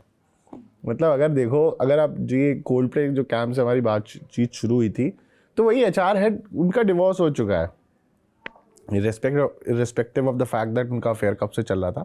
बट वो CEO साहब जो हैं उन्होंने, वो उनका तो बाकायदा फैमिली के साथ रहते हैं, तो ये अब उनको अपने पद से इस्तीफ़ा देना पड़ा है। तो ये अपने आप में बड़ी शर्मनाक बात है, और आदमी ही फंसा है। कोई अभी इसमें क्यूरियस होकर कह रहा था कि यार HR हेड से क्यों उसने अफेयर कर लिया। अरे उसको उससे मतलब थोड़ी था, उसके पद से मतलब होता तो उसके घर पे अपना, उसने सब कुछ अपना करियर बनाया, फैमिली है उसकी ना। एक वक्त के बाद तो आप क्या देखते हो लाइफ में, क्या स्टेबिलिटी आप चाहते हो, मैं तो उस वक्त तक ही पहुंचा भी नहीं हूँ, तो आई कांट से क्या माइंडसेट होगा, लेकिन ये आप पहुंच चुके हैं यार, आपने अचीव कर लिया है, लेकिन अब 1 मिनट में वैसे ही सारे पत्ते ढहेंगे। अभी आजकल वो भी तो बहुत सुनने में आता है ना, कॉर्पोरेट अफेयर्स का बहुत ज़्यादा लोग बाग इस पे बात कर रहे हैं Exactly. इंटरनेट पे, कि बहुत ही कॉमन हो गया है, मतलब और एक ही ऑफिस में 2 लोग हैं, उन्हें लगता है कि उन 2 लोग के बारे में किसी को नहीं पता, लेकिन सबको पता है। ये ऑफिस में बड़ा नहीं है वैसा है कि मतलब आई डोंट थिंक सो, हमारे ऑफिस में ऐसा कुछ भी नहीं है ना। मुझे तो टाइम ही नहीं मिला इस बात पे गौर करने का। नहीं अभी इसीलिए तो सवाल पूछ रहा हूँ, यहाँ कम से कम टाइम मिला है तो। अब तुमने बोला है तो मुझे सोचना पड़ेगा, मैं ऑफिस में देख रहा हूँ सबको, नहीं यार हमारे यहाँ इतने लोग ही नहीं है। बाकी यहाँ करवाओ कोल्ड प्ले कॉन्सर्ट करवाओ। अभी हिमेश रेशमिया का था यार, यहाँ टिकट नहीं मिली। हिमेश रेशमिया अगर टिकट मिल जाती सबको तो फिर समझ में आ जाता लोग। बट लेकिन सोचो कोल्ड प्ले कीवर्ड और फेमस हो गया इंडिया। अच्छा गए थे तुम, कैसा रहा? दोनों दिन हाउसफुल था। दो दिन था, सैटरडे संडे 2 दिन। दोनों दिन में से एक भी दिन की टिकट नहीं मिली। सोचो कोई पूछा भी नहीं हिमेश के कॉन्सर्ट चलोगे, तुम्हें उल्टा तो लोग- बात ऐसे पीआर वाले फोन नहीं करते कि हिमेश के कॉन्सर्ट मुझे हो रहा PR है वाले ये? अब दूसरे फोन कर रहे हैं कि ये उनका इंटरव्यू जो मैं नहीं भी करता हूँ उनके आते हैं। इसके अलावा कोई ऐसा है भी नहीं जो कह रहा है कि मुझसे लोग उल्टा इस उम्मीद पे फोन कर रहे हैं कि अरे तुम तो हिमेश के कॉन्सर्ट के टिकट दिलवा दोगे, यहाँ खुद नहीं। ये बहुत खतरनाक यार चीज एक है। मिल जाए मैं अकेले चला जाता कि मैं कम से कम देखो। अभी तो ये भी है ना कि इंस्टा पे इस स्टोरी जो लोग गए स्टोरी डाले बकायदा ना कि हिमेश वो HR वाली कैब की, भाई लोग कह रहे हैं वाह यार। अभी HR तो वाली कैप और वो जो अच्छा तो HR वाली कैब बटी है क्या? खरीदी सबको होगी मिली है। 400, वो भी बटी थी भाई। फ्री थी क्या भाई? नहीं ये क्या फ्री है तो? कुछ थोड़ी ना होता है। अरे यार अरे तो वो तो तुमसे ले ही लिया भाई। ओहो, कितने तुम फिर ticket वही थे? अरे पॉडकास्ट यार, टाइप मतलब डिटेल में यार, चले गए मतलब अब कि वो तो तुम- तुमसे टिकट में ये मॉल में जो दुकान खुली है ये इतनी महंगी क्यों है? भाई इंक्लूसिव ऑफ ऑल टैक्सेस। तुम मूवी यार तो मतलब फ्री नहीं बोलना चाहिए ना यार, तुम- मेहनत की कमाई है क्यों? लोगों की। नहीं मिलती, खरीदते तब। अरे यार ये क्या बात पैसे है? देते हो पॉपकॉर्न खरीदते, अगर पॉपकॉर्न फ्री मिल रहा है चलो तो क्या? ठीक है जाने दो। भाई वो हिमेश हैं, वो लॉर्ड हिमेश हैं, उन्होंने बहुत कुछ किया I हमारे लिए, have हमारे- huge respect लेकिन for हिमेश Lord. रेशमिया तेरा- जब से वो तेरा- पुराने वाले में जय माता दी लेट्स रॉक में लौटे तभी से है ये। I mean, हाँ यार, बीच अगर- में वो कश्मीर जाऊंगी आइसक्रीम खाऊंगी वाले टाइम में नहीं था भाई पर साहब। वो लेकिन बड़े OG सॉन्ग्स हैं, बताते हैं कि 100 गाने ब्लैक हिंदी- ओवरकोट और आज एकदम एक दौर था भाई, तन्हाइयां जो था वो वहां से लेकर झलक दिखला जा लोग। सबसे ज्यादा हूटिंग कौन से गाने पे हुई थी? झलक दिखला जा गया था। आइसक्रीम भी लाया। अच्छा और वो तुझे भूल जाना जाना। अच्छा लेकिन एक फैक्ट है, बीइंग अ जेनजी तुम लोग कोई भी पॉपुलर चीज में घुस जाते हो, है ना? मतलब it was not relevant to you. 25 से 40 के बीच का क्राउड था। वही मैं कह रहा हूँ, वो मिलेनियल्स क्राउड ज्यादा था, बट जेनजीज भी। अच्छा एक चीज देखो, एक ऐसी मार्केट है जो सोशल मीडिया की पॉपुलैरिटी, आपको बस उसको एक जगह केटर करना है, they will be a part of it. हाँ भाई रेखता में नहीं चले जाते लोग जैसे शॉल ओढ़ ओढ़ के। भाई लेकिन एक मुझे शेर नहीं पता, एक शायर का नाम नहीं पता बस। Rekhta is food food Rekhta is such a fad, मतलब वो ना बहुत से लोगों को बस जाना है, उसमें मिलेनियल्स भी ऐसे हैं भाई, मैंने देखा है वो। मतलब मुझे अब लगता तो है बहुत लोग बिरयानी खाने चले जा रहे हैं। आधे लोग एकदम बिरयानी? ऐसे वो असलम तो अमिताभ बच्चन नहीं शॉल डालते ऐसे जाएंगे जैसे वलीमे में आए हैं एकदम ऐसे शॉल हाँ डालते। शादियां भी कपड़ा मैंने पहना देखा लोगों को, वो जो तुम्हारा जो दानेदार कुर्ता है उस पे शॉल तुमने रेखता के लिए तो नहीं लिया था? नहीं तो फिर तुम्हारी तो फिर भी रेस्पेक्ट है, तुम कविताएं पढ़ते हो, तुम्हें कविताएं याद रहती हैं, तुम्हारे पास किताबें हैं चंद कविताएं, तुम्हें वसीम बरेलवी से तुम्हें मिलने का सपना है, तुम बताई हो, शायद मिली हो तुम, नहीं मिली हो, हाँ। तो तुम लोग के पास ऐसे वो हैं इंसिडेंट्स हैं, और मैं ऐसे लोगों को देखता हूँ, मैं लिटरली वहाँ ऐसे ऐसे लोगों को देखा है जो ऐसे कोल्ड ड्रिंक में वो वॉडका का पंच करके गए हैं, और वहाँ पे एक ग्रुप्स में चल रहे हैं कि शॉल और कुर्ते में। मेरा दिमाग ही खराब हो गया। मैं और वो जावेद अली के गानों पे नाच रहे थे वो। तुम तो ब्लैक में टिकट लेके गए थे ना? ब्लैक में नहीं गया था मैं, बिना टिकट ही गया था, सीधे गार्ड को पैसे दे दिए थे। रेखता तो भाई तो टिकट नहीं मिल रही थी, इतनी लंबी लाइन थी, उन्होंने कहा कोई टिकट नहीं, मैं लास्ट दे गया था। भाई साहित्य पता है ऐसी लिए तो बढ़ नहीं पा रहा I भाई। genuinely paid for it. जो गार्ड खड़ा था वहाँ, Justify, I genuinely paid for it. इस पे ये बोलो आई पेड फॉर इट। नहीं मैं Genuinely बता- मतलब नहीं, इस पे मैं- अच्छा नहीं मैं लगा। मैं बता रहा हूँ कैसे। यदि आप इतना बड़ा इवेंट करा रहे हैं, ठीक है, बैन भी हो सकता हूँ, मुझे फर्क नहीं पड़ता। तो उधर अगर देखा, ये साहित्यिक होने एक तो मैं जितने भी ये साहित्य लवर्स हैं इनका वो मैं देखता हूँ कि इनके सबके रेखता में लोग हैं, मतलब ये एक ऐसी बॉडी है जहाँ पे आप बोलोगे हाँ नहीं अच्छी जगह है यार, जगह को मैं खराब नहीं कह रहा हूँ। अब मैं उस फैक्ट पे आ रहा हूँ कि इतनी लंबी लाइन थी, इनके पास इनका सर्वर खराब, सब कुछ, टिकट देने के लिए थी नहीं टिकट्स, तो मैं कैसे फुल हो गया होगा वहाँ पे भी। देन आई फाउंड अ वे, मैंने गार्ड जो वहाँ मेरे को बस थैंकफुली मेजर ध्यानचंद स्टेडियम का लेआउट पता था मुझे, पहले जा चुका था लेआउट गेट नंबर 1, तो 73 गेट है ना उसमें, इन्वेस्टिगेटिंग ऑफिसर रहा है उनके। नहीं एक इवेंट पिछली कंपनी में मेरे वहाँ भी एक इवेंट होता है ना, वो भी बहुत पॉपुलर है, तो उस समय पूरा स्टेडियम घूम लिया था। तो मैं उस जगह से गया, उस गेट से गया और वहाँ पे गार्ड खड़ा था, उसने बोला सर बिना टिकट के नहीं। मैंने कहा देखो मैं आया हूँ, 3 लोग थे हम यार, हमने कहा तुम 3 लोग गए? हमने कहा हम आए हैं यार दोस्त, अब हमें जाना है, टिकट है नहीं, अगर टिकट तुम ला के दे दो मैं तुम्हें उसके पैसे दे दूँ, यदि तुम कहोगे तो मैं तुम्हें पैसे देता हूँ, तुम रखो, तुम्हें भी ज़रूरत है यार पानी वानी, और टिकट मांगो, जिस इवेंट में इतना महंगा पानी और खाना मिल रहा है तो तुम भी डिजर्व करते हो ना। तो पर हेड हमने उसको पैसे दिए, उस टिकट से 100 रुपए कम, जो वो कन्वीनियंस चार्ज होता है वो हटा कर, जेन्युइनली वो बार्गेन। पैसे उसके पास गए, उस गार्ड के पास, उसने और उसने उस भरोसे भेजा, प्रेस कार्ड भी दिखाया मैंने कि देखो मैं मीडिया कर्मी हूँ, एम्प्लॉय हूँ, मुझे जाना था। प्रेस कार्ड से तुम ये सब काम कर रहे हो यार, Dedication, भाई ये तो जाना अच्छा था काम तो है ना कि जाना था। मुझे जाना था, मुझे जावेद अली का कॉन्सर्ट था और मुझे नहीं, उसको भरोसा दिलाने के लिए कि मैं उत्पात नहीं करूंगा। तो जर्नलिस्ट उत्पात नहीं करते, ऑब्वियसली नहीं करते, उनके साथ उत्पात हो जाता है अक्सर, लेकिन जर्नलिस्ट नहीं करते। अभी तुम गए थे, मत पूछूंगा मैं तुमसे। तो वहाँ पर मैं गया अंदर, फिर उसके बाद ड्रामेबाजी तो मैंने वहाँ देखी ना कि यार ज़बरदस्ती वो, मैं बाय द वे मैंने खुद एक बहुत बड़ा वो किया, मैंने एक ऐसी किताब खरीद ली थी सैर कर दुनिया गाफिल, जो मैं खुद नहीं पढ़ पाता हूँ, मैंने खरीद तो ली, लेकिन तुम मार्केट उसके प्रभाव में आ गए। भाई देखो कंज्यूमरिज्म तो हावी है ना। तुम एक बात समझो, मतलब मैं इस मॉडल को खराब नहीं कहता, बट वो इवेंट इतना पॉपुलर हुआ साहित्य की वजह से, उन्हें भी उसको मार्केट करना पड़ा ना। हाँ। लास्ट ईयर उनको उसको टिकट करना पड़ा, और भीड़ भी बहुत ज्यादा हो रही थी यार फ्री के चक्कर में। एक्चुअली फ्री के चक्कर में भीड़, और इस बार भी उतनी भीड़ थी क्योंकि जगह छोटी छोटी हो गई थी। हाँ, major national stadium was a bigger place, हम में से कोई, हाँ हम भी नहीं जा पाए थे, मतलब मुकुल गया था शायद। तो ये अब ये जो पॉइंट है कि उनकी भी टीम बड़ी हुई है, उनके पास भी एम्प्लॉय है, जो मतलब उनको भी तो पैसे देने, और दुबई तक अगर इवेंट कराने जा रहे हैं, so they need to be capable enough for सब कुछ कैपेबिलिटी। साहित्य भी वही है, साहित्य वाला आदमी यही कहते हैं ना कि किसी शायर ने या किसी कवि ने यही कहा है कि आर्टिस्ट को एक प्याज की दुकान भी खोलनी चाहिए। क्यों? क्योंकि कविता से घर नहीं चलेगा या कविता का इतना वैल्यू नहीं है, इतनी है। नहीं अब तो खैर बढ़िया है, अब तो सब लोग के लिए पर मंच हैं, मतलब लोगों ने प्रूफ कर दिया, बहुत सारे कवियों ने, अब अच्छा पैसा मांगते हैं। अभी एक इवेंट करवाना था हमारे किसी नोन को, तो बहुत, मतलब ऐसा नहीं कि एकदम ए लिस्टर कवियों की बात मैं कर रहा हूँ जो अभी पढ़ रहे हैं, तो वो लोग भी अच्छा पैसा कोट कर रहे हैं। तो मेरे को जान करके अच्छा लगा कि अच्छा वो भी 1,50,000 पे चल रहे हैं, तो बड़ी बात है। जो हाँ, तुम्हारा प्लान भी होना चाहिए Mukul, I think you good at it. कब तक कचरों के पहाड़ में जाओगे और कचरों के बीच रहोगे, इन्वेस्टिगेशन हो, कभी ड्रग और अभी इस समय कचरे का पहाड़, तो इससे कुछ तो होगा। एक तरफ कविता है, कविता मतलब पॉम, और एक तरफ कचरा है, इसके बीच क्या पाट रहे हो तुम? इसी के बीच हैं जो हम हैं। अभी अगर कोई साहित्य का वो होता है कि क्या गहरी बात कह दी, क्या बिटवीन द लाइंस, इतना चस आ जाता है ना, या क्या ही कह दिया आपने। उसके बाद में आधा सांस के क्या। Even I saw video on YouTube जहाँ पे ना कुछ लोग जब भी उस एरिया में स्पेसिफिकली शूट करने जाते हैं तो उनसे बाकायदा मारपीट होती है।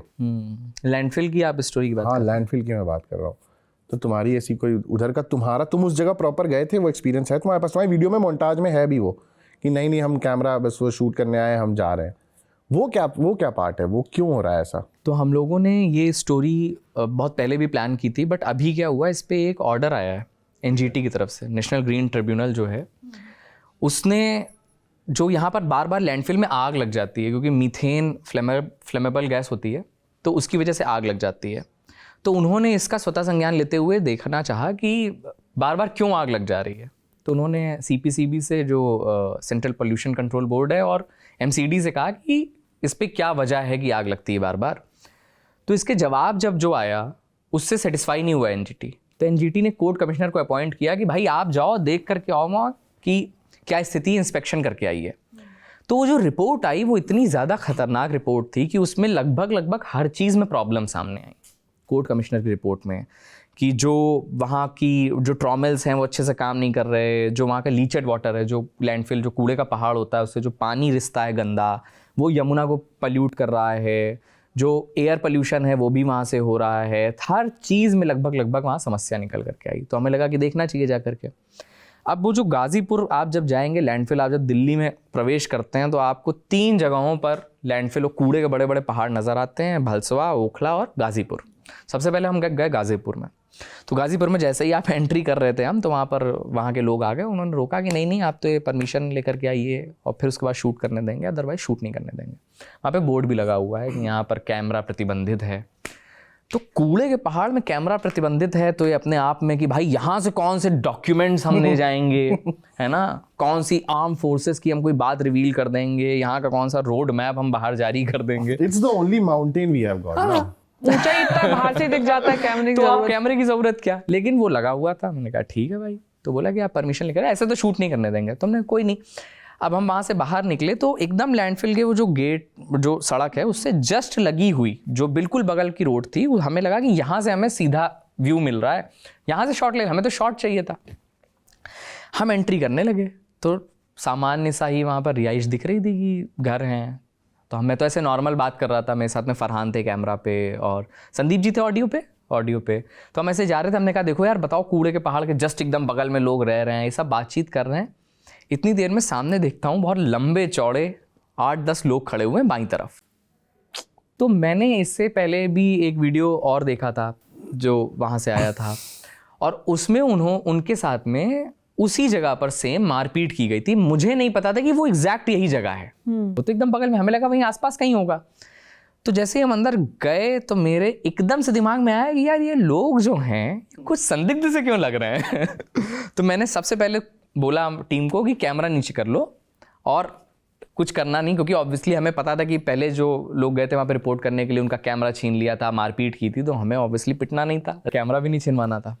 तो हम जब वहाँ से मुड़ करके वापस, मैंने कहा तुरंत गाड़ी मोड़ लो, एकदम शांति से मेरे को डील करने देना। वहाँ से जैसे ही हम मुड़ करके आए तो उन लोगों ने हाथ दिया, रोक लिया। तो मैंने थोड़ी सी विंडो एकदम खोली, मैंने कहा कि अरे हमें लैंडफिल शूट करना था। तो उनका टोन, शुरुआत जो बातचीत की थी वो ऐसे थी, तो लैंडफिल तुमको डेरी से शूट करनी थी, यहाँ से शूट करोगे लैंडफिल हैं? तो मैंने कहा नहीं, वहाँ से वो प्रतिबंधित था इसलिए। तो नहीं तो तुमको यही जगह मिली। मैंने कहा हम जा रहे हैं, हमने ले लिया शॉट, हम जा रहे हैं, हमको कोई लेना देना नहीं यहाँ से। हम वहाँ से बाहर निकल आए। फिर उन्होंने कहा कि आप कहीं और से कर लो ये वो करके। हमने हाँ हम निकल रहे हैं। हम निकल आए वहाँ से सेफली। ये इसलिए हो पाया क्योंकि हमें एकदम से दिमाग काम कर गया कि हाँ यहाँ नहीं करना। अगर हम वहाँ उनसे बहस करते, हम वहाँ रुकते या किसी गली में मुड़ जाते अंदर, तो हमारे साथ भी कुछ ना कुछ मारपीट या बदतमीज़ी कुछ तो होता ही। खैर, अब इसके आगे की कहानी बड़ी इंटरेस्टिंग है। तो ये तो एक चीज़ हो गई कि ये समस्या आई सबसे पहले हमें, है ना। अब हमें लगा परमिशन ले लेते हैं यार, MCD से परमिशन लेनी है। तो वहाँ से हमें बताया गया कि आप लक्ष्मी नगर में एक ऑफिस है, आप वहाँ जाइए। तो हम वहाँ गए तो वहाँ उन्होंने बताया कि यहाँ तो सफाई कर्मियों का ऑफिस है, आप जाइए, आपको फलानी जगह से मिलेगा। तो हम एक और जगह गए लक्ष्मी नगर के बाद। फिर वहाँ से उन्होंने कहा नहीं ये तो बहुत बड़ा मामला है, काफ़ी बड़ा, आप लैंडफिल शूट करने जा रहे हैं, तो आपको इसमें परमिशन जो मिलेगी वो सिविक सेंटर से मिलेगी, जहाँ पर MCD का मेन ऑफिस है। क्या बात है। हमें भी था कि स्टोरी हमें करनी है, हम करेंगे और अच्छे से करेंगे, और हमको जवाब भी चाहिए, तो हम जाके मिलते हैं। मतलब जहाँ एयर प्यूरिफायर लगा है वहाँ से आपको कचरे की जगह की भाई। तो हम वहाँ गए सिविक सेंटर में पहले बोला गया हमें कि आप 13वें माले पे जाइए, वहाँ आपको साहब मिलेंगे। हम 13वें माले पे गए तो उन्होंने देखा ऊपर से नीचे तक, बोले तो शूट करेंगे आप। मैं कहा हाँ। अच्छा, आप 18th फ्लोर में चले जाइए। तो हम 18th फ्लोर पे गए। अब हमारा धीरे धीरे परमिशन का वो कम होता जा रहा है ना, कि भाई ठीक है। अब 18वें माले पे हम गए तो बताया कि चीफ इंजीनियर साहब हैं, वो परमिशन देंगे। तो हमने कहा ठीक है, कब आते हैं? हम 9 बजे पहुंच गए थे। तो बोले चीफ इंजीनियर साहब ऑफिस के टाइम पे 10 साढ़े 10 उनका PA मिला। PA नहीं, सबसे पहले तो उनके यहाँ पर जो उनके 4th क्लास एम्प्लॉयज़ थे वो मिले। MTS। हाँ, फिर उसके बाद उन्होंने कहा कि अभी साहब आ रहे होंगे। फिर 1 घंटे बाद 10:15 पे आए पीएस उनके, बोले अच्छा, ऊपर से नीचे तक देखे, बोले लैंडफिल शूट करेंगे। अच्छा, यही ऊपर से नीचे तक हाँ, लैंडफिल नहीं देख रहे। हाँ, लैंडफिल नहीं देख रहा, मुझे देख रहा है। फिर उन्होंने जो बात बोली कि बोले कि आप किस चैनल से हैं? तो हमने कहा जिस्ट न्यूज़ है। अच्छा, मैंने तो नहीं सुना कभी। तो मैंने कहा हाँ, बहुत सारी चीज़ें होती हैं, हम अज्ञानी होते हैं, नहीं जानते, मुझे भी बहुत सारी चीज़ें नहीं पता है, आज आपको पता चल गया होगा। हो सकता है इसके बाद आप सुनते ही रहे। बहुत से लोगों ने ऐसा दावा फिर किया उन्होंने शुरू किया कि देखिए आप ये दिखाते हैं, इससे बदनामी होती है, ये होता है, बताइए पूरी दुनिया में बात जाती है कि ये गंदा है। तो मैंने कहा हाँ, साफ होना चाहिए, ये तो हर खबर जो भी दिखाएंगे उससे पता चलेगा बदनामी तो किसी ना किसी की हो ही रही होगी, तो इसीलिए करते हैं ताकि इसका दबाव रहे कि आप उसको ठीक करें, सही तरीके से चलाएं। एनजीटी की मैंने कहा एक रिपोर्ट आई है, पता चला आपको उसके बारे में? बोलते क्या है? मैंने कहा 32 खामियां निकली हैं इसी में, लैंडफिल में, चिराग तले अंधेरा। हाँ। तो बोले अच्छा, बोले साहब आ रहे होंगे। हम वहां पर भाई साहब इंतजार करते रहे, 9 बजे के गए हम, 12:30 बजे तक साहब नहीं आए, 12:30 तक। अब वहां का स्टाफ क्या बता रहा है कि साहब, भाई चीफ इंजीनियर साहब है, मीटिंग्स होती हैं, ये होता है, वो होता है। मेरे पास कोई एविडेंस नहीं है कि मैं बता सकूं कि साहब कौन सी मीटिंग में व्यस्त थे, कोई थी या नहीं थी, लेकिन आए वो। उसके बाद हम वहाँ बैठे हुए हैं और साहब की मीटिंगों का दौर शुरू हो गया। यही होता है। फिर जब मैंने वहाँ पर बिल्कुल अच्छे से, जब उनको जिस भाषा में बात करनी चाहिए उस तरीके से बात किया, जब कि भाई मैं यहाँ 3 घंटे से वेट कर रहा हूँ, आपको क्या लग रहा है कि मेरा समय ऐसा ही है या मैं कुछ भी हूँ, आ गया हूँ? तो मैंने कहा आप जाके बताइए। तो फिर साहब ने बताया कि आप ऐसा है, उन्होंने भी देखा ऊपर से नीचे तक। आप चले जाइए, हमारी जो इंफॉर्मेशन डिपार्टमेंट है ना, वहां से परमिशन मिलेगी। मैंने कहा ठीक है। 4 घंटे लग गए बात बोलने। फिर साफ करने, जब ये शूट करने के तक, तो यही सफाई का वही है ना, फाइल भी तो घुमाते होंगे ना कि ये तो और इस पूरी प्रोसेस में आप समझिए ना कि आप 3.5 घंटे एक रिपोर्टर को बैठा करके रखे हुए हैं 4 घंटे बाद, और आप उसको एक काउंटर से दूसरे काउंटर में भगा रहे हैं।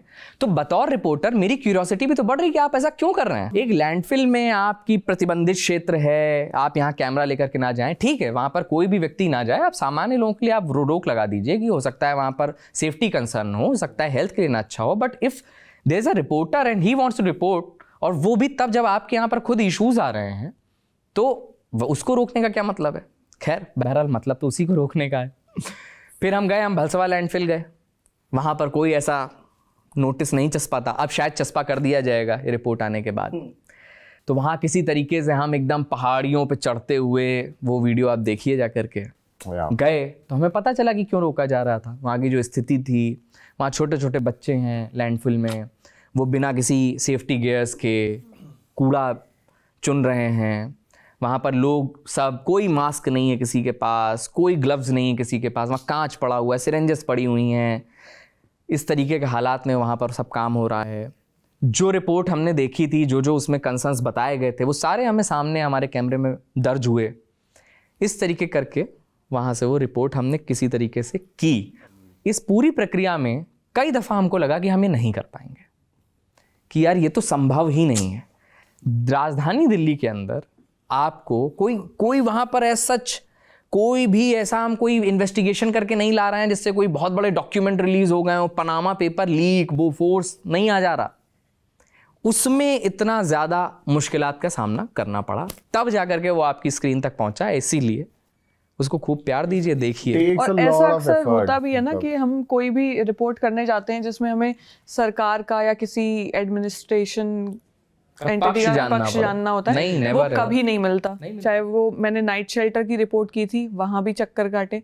दिल्ली स्लम्स की रिपोर्ट की, वहां भी डूसिब के दफ्तर के बाहर अंदर बाहर कोई नहीं मिला। आखिर में वही पीटीसी करनी पड़ती है कि हमने कोशिश की और जवाब नहीं। सिमिलरली भाई AQI के लिए मैं वो रिपोर्ट कर रहा था last year air quality index, तो एक मोहल्ला क्लिनिक में गया था, तो उन्होंने बोला यहाँ अप्रूवल के लिए जाना है, तो मैंने वहीं बता खत्म कर दिया कि आगे जाने इन देर इसमें अंदर क्या करूँगा मैं। The whole point is of accountability ना। I mean for me there is a story कि जो अप्रूवल है, मुकुल को जो समय लगा ना, जो पूरा सर्कस है, आई मीन यहाँ लक्ष्मी ने ये सारा कुछ टाइमलाइन के साथ दिखाया, इट्स ऑल्सो अ स्टोरी अपने आप में। ये रिकॉर्ड किया वो सब जा नहीं पाया। आई मीन ये इसमें अपने पता आप चल में रहा है स्टोरी है कि यार इतना समय, आप सोचिए, आप सिविक सेंटर की बात हो रही है जहाँ इसका दफ्तर है, वो पहाड़ कितनी दूर है। चीफ इंजीनियर शायद जाते भी होंगे कि नहीं जाते होंगे, आई डोंट नो, 1-2 बार तो गए होंगे, साल में चक्कर तो लगाते होंगे। वहाँ से वहाँ की दूरी देखो, डिफरेंसेस देखो, वहाँ जो लोग हैं वो कैसे प्रताड़ना झेल रहे हैं, यहाँ जो लोग हैं बैठे हुए मीटिंग कर रहे हैं। तो यही ये फाइलें चटकनी नहीं, और देश में जो अधिकारी हैं, मतलब जिस दम्भ के साथ वो लोग अपनी कुर्सियों पर बैठे हुए हैं ना, मतलब लिटरली ये बहुत ज़्यादा प्रॉब्लमेटिक बात है। और ये कंसर्न है, इसको रेज करना चाहिए कि मतलब उनको कोई अकाउंटेबिलिटी नहीं लगती जब तक कि ऊपर से प्रेशर ना बने। मतलब पंजाब ड्रग की स्टोरी के लिए मैंने तकरीबन 5 बार तो प्रयास किया ही होगा कि मुझे प्रशासन का वर्जन मिल जाए। प्रशासन ने मुझसे तब बात की जब हंगामा हो गया, जब रिपोर्ट चली गई, या राइट, जब हंगामा हो गया। अगर वो नहीं होता, इतना उस पर इतनी चर्चा नहीं होती, तो मेरे से मतलब आप भी समझ लीजिए कि आपसे अधिकारी सीधे मुंह बात नहीं करना चाहता। और यहीं पर एक और भी खबर का बताना चाहूंगा कि जब जो स्कैम वाली स्टोरी थी, इसमें भी जब हमें एसपी साहब का वर्जन चाहिए था तो हमें इतने चक्कर लगाने पड़े, आखिरी में हम बैक टू जीरो जा करके एक उसमें सब इंस्पेक्टर हैं, उनका वर्जन ला करके हमने स्टोरी में लगाया है। तो ये चैलेंजेस आते हैं, उसके बाद जाकर तो यहाँ पर कहाँ अकाउंटेबिलिटी कहाँ आ रही है? अरे बाद में तो फैक्ट चेक करके रिपोर्ट खारिज कर देंगे ना। सरासर वो फैक्ट चेक। तुम्हें क्या लगता है एमपी वाली स्टोरी अभी तुम्हारी रिपोर्ट आएगी, फिर कोई फैक्ट चेक हो जाएगा कि ये तो बातें मान भी ली इसमें कि हाँ ऐसा है ऐसा ऐसा है, अतः यह रिपोर्ट तथ्यहीन है। अरे भाई, जो बच्चा तुम्हें लैंडफिल में मिला था वो बच्चा वहां रहता नहीं है, वो उस दिन गया था इत्तेफाक से, तो तुम्हें दिख गया। तो ये कहना कि वहां पे बच्चे हैं, हाँ वहां पे बच्चे हैं, इट्स नॉट द, ये कोई फैक्ट वाली बात नहीं है। आपने तो 1 घंटे के लिए बच्चा देखा ना, वो बच्चा उसी दिन गया था। उस बच्चे का जो घर है, उसको जो अलॉट हुआ है, जिस सोसाइटी में रहता है, सब कुछ बताया जाएगा उसमें। सो वेट फॉर दैट। और सबसे बड़ी बात मजेदार ये है कि जो अधिकारी जो ये कह रहे थे कि सुना नहीं है, वही तुम्हें हो सकता है कॉल बैक करें कि अब मैंने सुन लिया है। दूसरा, अभी मैं एक वीडियो देख रहा था महाराष्ट्र में कि एक पत्रकार है, वो ग्राउंड रिपोर्ट वो करने गया था, तो उससे वो कह रहे हैं, वो दिल्ली से गया है, उससे कह रहे हैं कि तुम पहले मराठी सीखो फिर हम तुमसे बात करेंगे। मतलब मुझे समझ ही नहीं आ रही जो लैंग्वेज उसने बोला मुझे, तो फिर वो दूसरे से पूछे कि भाई साहब कह क्या रहे हैं, कह रहे नहीं, कह रहे चाहे तुम पाकिस्तान से आए हो तब भी मराठी सीखो। यार मैं तो महाराष्ट्र जाने का प्लान है, जाओ सीख के जाओ। काय झाला गूगल ट्रांसलेट पे पुढे चाल, काय झाला कसा काय, तो थोड़ा बहुत तो सीखना पड़ेगा। जाता हूँ हाथ से, थोड़ा सीखिए आप, वर्क करिए। नहीं बिल्कुल। कम से कम ये तो सीख ही लेना कि मुझे मराठी नहीं आती को मराठी में कैसे बोलते हैं, कैसे बोले। हाँ यार, ये इट्स ऑल्सो अ टास्क। चलो हमें कमेंट सेक्शन में कोई शायद बता देगा। बट लेकिन आप एक बात बताइए, एक तरफ मुझे लगता है कि मैं ये चीज़ मानता हूँ कि जहाँ रहो वहाँ ऑब्जर्व करके आप भाषा, मतलब मेरे को बहुत पसंद है कि जिस जगह मैं जाऊँ, जिस शहर में मैं रहूँ, उस जगह के कुछ चीजों को अडैप्ट स्किल है ना वो, तो मतलब भाषा सीखना है, करना पसंद है ना, बहुत सारी भाषाएं चाहिए जितनी सीख सको। कि चीते ही कह रहे हैं तो नोएडा से मैंने कुछ सीखा है तो सीखूंगा ना, और कित जा रहा है, तो ये सारी चीजें गॉम। और आप रहने लग जाते हो तो थोड़ी थोड़ी तो आपको खुद ब खुद आने लग जाती है। लेकिन 5 साल रहा तो मुझे बनारस की बड़ी बेस्ट चीज लगी। मैं आज किसी बनारसी से उसकी भाषा में कन्वर्स कर सकता हूँ, मेरे ऊपर कोई प्रेशर नहीं था सीखना है, but I found it very good कि यार कावरू। तो ये जो उसके स्लैंग से और चीज़ें थी, मुझे मज़ा आया, मैंने सीखा। पर अभी रीजनल भाषाओं का अब सोचो, हम जिस स्टेट में हैं, हम जिस उत्तर प्रदेश में रहते हैं, वहाँ खुद इतनी भाषाएं। सोचो अभी जितनी भाषाओं की हमने बात की सब यूपी की, तुम्हारी बुंदेलखंडी है, हमारी थोड़ी उससे बढ़ के सेंट्रल यूपी की तरफ, हम अवध के थोड़ा करीब हैं। अवध से आगे बढ़ेंगे पूर्वांचल की भाषा आ जाएगी, फिर उसी में भोजपुरी की लेयर है जो पूर्वांचल के कुछ जिले के लोग नहीं मानते कि हम बिहार से नहीं जुड़े। ये सब आपस में लड़कट के मरने लग गए तो उत्तर प्रदेश के तो टुकड़े पर पानी बदले 4 कोस पर बानी। तो फिर तो जिले के बराबर स्टेट हो जाएंगे।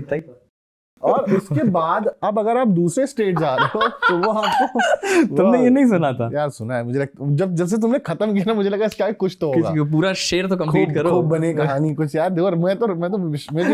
मुझे लगता है कोई शायरी खत्म नहीं होती है, उसके आगे और वर्ष जुड़ सकते हैं। ओहो, मक्ता और मतला कुछ नहीं मायने रखता इनकी चीज। तो ये जो तुम्हें रेखता वाले सही पास नहीं दिए थे। उसके बाद साहित्य पे ज्ञान भी दे रहे थे कि साहित्य। मैं कोई ज्ञान नहीं दे रहा हूँ, मैं तो ट्रोल, मैंने कोई ज्ञान नहीं दिया। मैंने कहा यार ये तो गलत, मैंने तो साहित्य के नाम पे सबसे हिपोक्रेसी है भाई।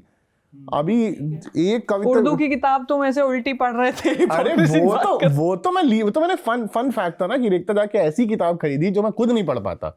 सैर कर दुनिया की गाफिल करके उसका नाम है, और एक और थी पता नहीं जिंदगानी फिर कहाँ जिंदगानी, मतलब उसका बैड प्रमोशन हो जा रहा है। बैड प्रमोशन की बात देखो, आई ट्राइड एट लीस्ट। और दूसरी चीज मैं इसमें ना हिपोक्रेसी की बस बात कर रहा हूँ कि कविता ऐसे फोटो डाल देना कि सर्वेश्वर दयाल सक्सेना किताब के साथ, इट्स नॉट गुड यार। हर कोई दिनकर ही कोट कर रहा है, क्यों दिनकर पॉपुलर हो गए? तो अब दिनकर, जब दिनकर थे तब करते ना। प्रेमचंद ने तब वो नहीं थे यार, प्रेमचंद ने फटे जूते इसलिए पहने क्योंकि मुफलिसी का दौर था, मुफलिसी का दौर था। अगर प्रेमचंद है, तुम पढ़ नहीं रहे हो, तुम्हारे अंदर है वो सैर कर दुनिया की। अगर प्रेमचंद आज होते तो प्रेमचंद बीइंग स्नीकर हेड होते। प्रेमचंद स्नीकर हेड बना देते लोग कि प्रेमचंद ने जो जूते पहने हैं सबसे महंगे स्नीकर्स हैं। तो ये हम इस दौर तक पहुंच चुके हैं। साहित्य यहाँ से यहाँ पहुंच चुका है, साहित्य वहीं का वहीं है। साहित्य को बेचने वाले आगे बढ़ गए हैं। भाषा तो वही अब भाषा आ गई है। तो ये रीजनल भाषा का इतना प्रकोप है कि कर्नाटक जाओ, बैंगलोर जाओ, कन्नड़ सीखनी है। महाराष्ट्र जाओ, मराठी कन्नड़ का विवाद मिल जाएगा, हिंदी मराठी का मिल जाएगा, उधर Tamil Telugu, I got to know Malayalam और तमिल में भी है कि वो आपस में भी वो होते हैं।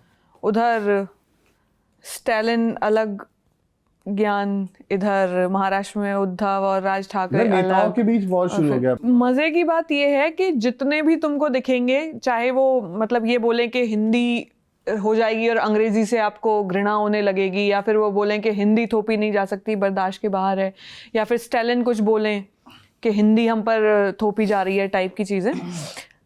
इन सब की अगर आप क्वालिफिकेशन देखोगे वो अंग्रेजी माध्यम से हुई है। बच्चे अंग्रेजी माध्यम में पढ़ रहे हैं, बाहर पढ़ रहे हैं, विदेशों में बाहर पढ़ रहे हैं। तो आपने अपनी रीजनल लैंग्वेज को नहीं चूज किया बच्चों को पढ़ाने, अपने खुद की पढ़ाई में आपने फर्स्ट लैंग्वेज जो चूज की वो आपकी पढ़ाई की अंग्रेजी रही। इंग्लिश मीडियम आपका प्रेफरेंस रहा ना, पढ़ा लेते आप तमिल तेलुगु बच्चे को, उसी सरकारी स्कूल में पढ़ा लेते, आप पढ़ा लेते मराठी।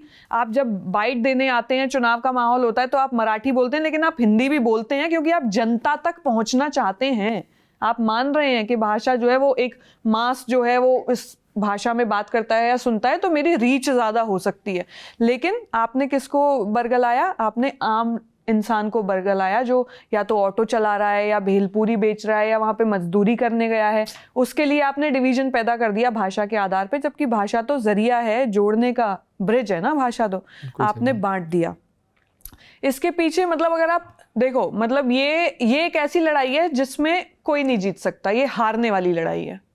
आप इसमें जीत ही नहीं सकते भाषा की लड़ाई में। लेकिन मैं मराठी के कॉन्टेक्स्ट में एक चीज़, मतलब तुम अभी जाओगे, हम इलेक्शन के टाइम पे महाराष्ट्र गए थे, मुंबई में थे हम लोग, तो एक ना सिर्फ वो लैंग्वेज को लेके नहीं है, यूपी बिहार तो ऐसा टैग्ड है, मतलब कि अरे यूपी बिहार नहीं बनाना है इसको।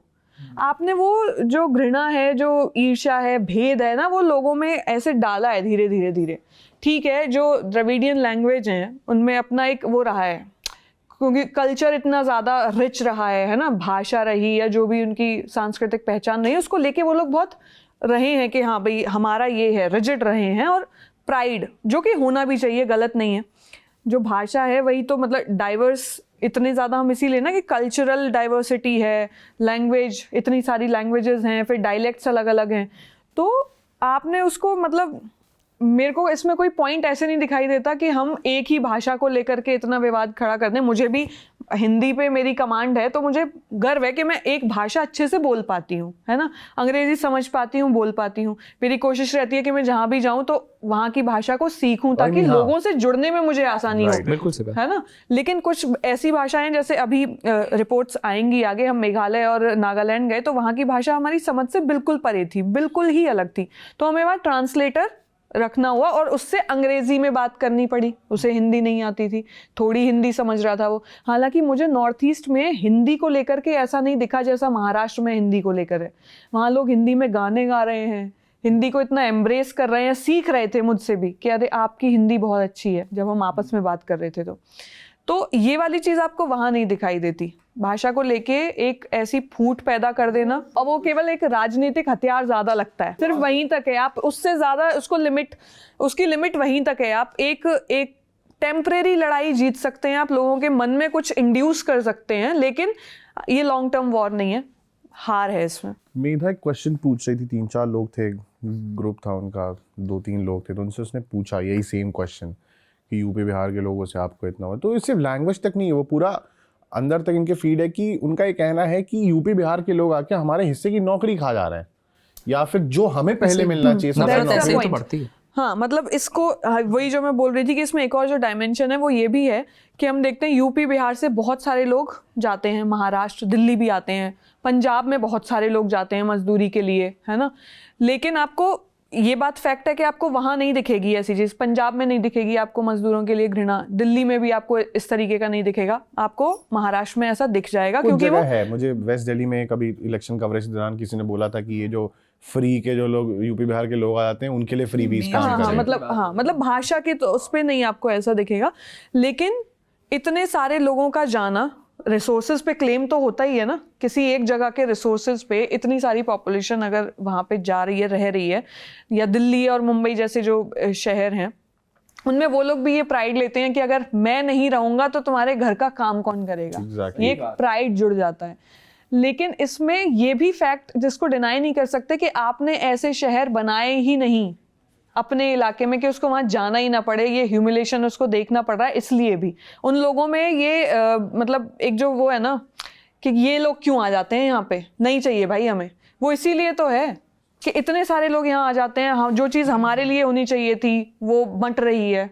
ये वाला भी फैक्टर है जिसको डिनाई नहीं कर सकते। लेकिन ये इस बात का जस्टिफिकेशन बिल्कुल नहीं हो सकता कि किसी को भाषा नहीं अगर आती तो आप उसको मारें, और जब लोग खासकर जो पॉलिटिकल लीडर्स हैं वो ये बोलें कि वीडियो मत बनाओ, मारो वीडियो मत बनाओ। सही बात है।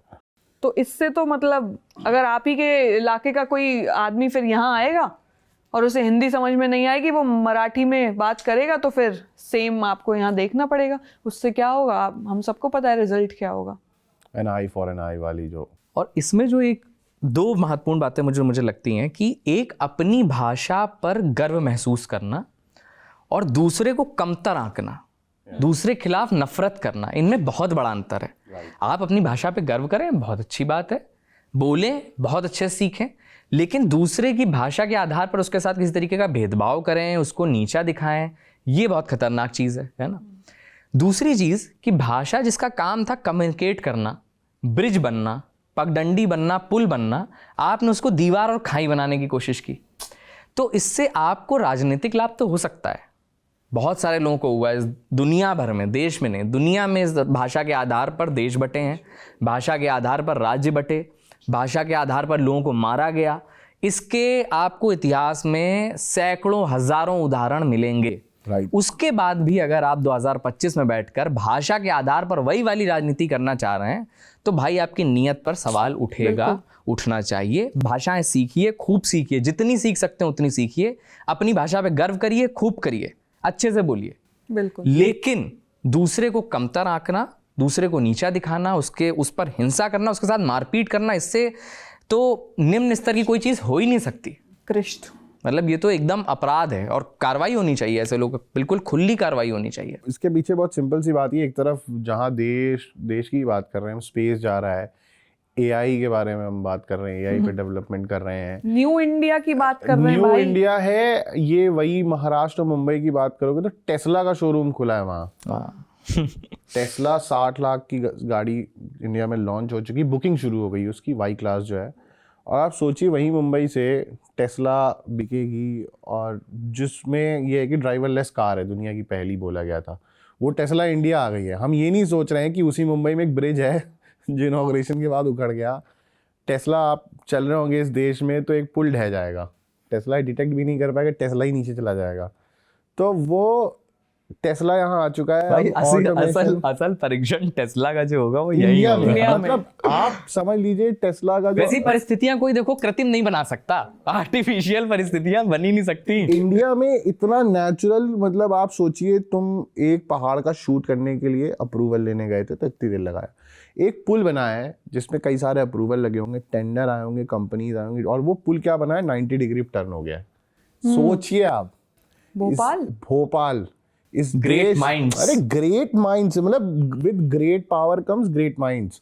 सो रिस्पॉन्सिबिलिटी तो यार आती जाती चेंज रहती ऑफ है। प्लान्स। हाँ यार, तुम सोच रहे हो मतलब इधर लखनऊ में एक पुल जब खत्म वो हुआ बना है। होगा तो उसको जब देखा होगा ऐसे डायरेक्टर ने कि यार ये क्या बना मैं है, तो क्या चाहूंगा- सोचा होगा? लग रहा है। Now उसको I- लगा होगा कि यार इंजीनियरिंग हो गई गड़बड़। और ये सोचो- फील आया होगा और नहीं आया सोचो, होगा? जब वो बन गया उस पे इतनी वो न्यूज आ गई, तब एक्शन लिया गया है उस पे इंजीनियर्स पे कि क्या किसने बनाया कुदरत का मुजस्सिमा।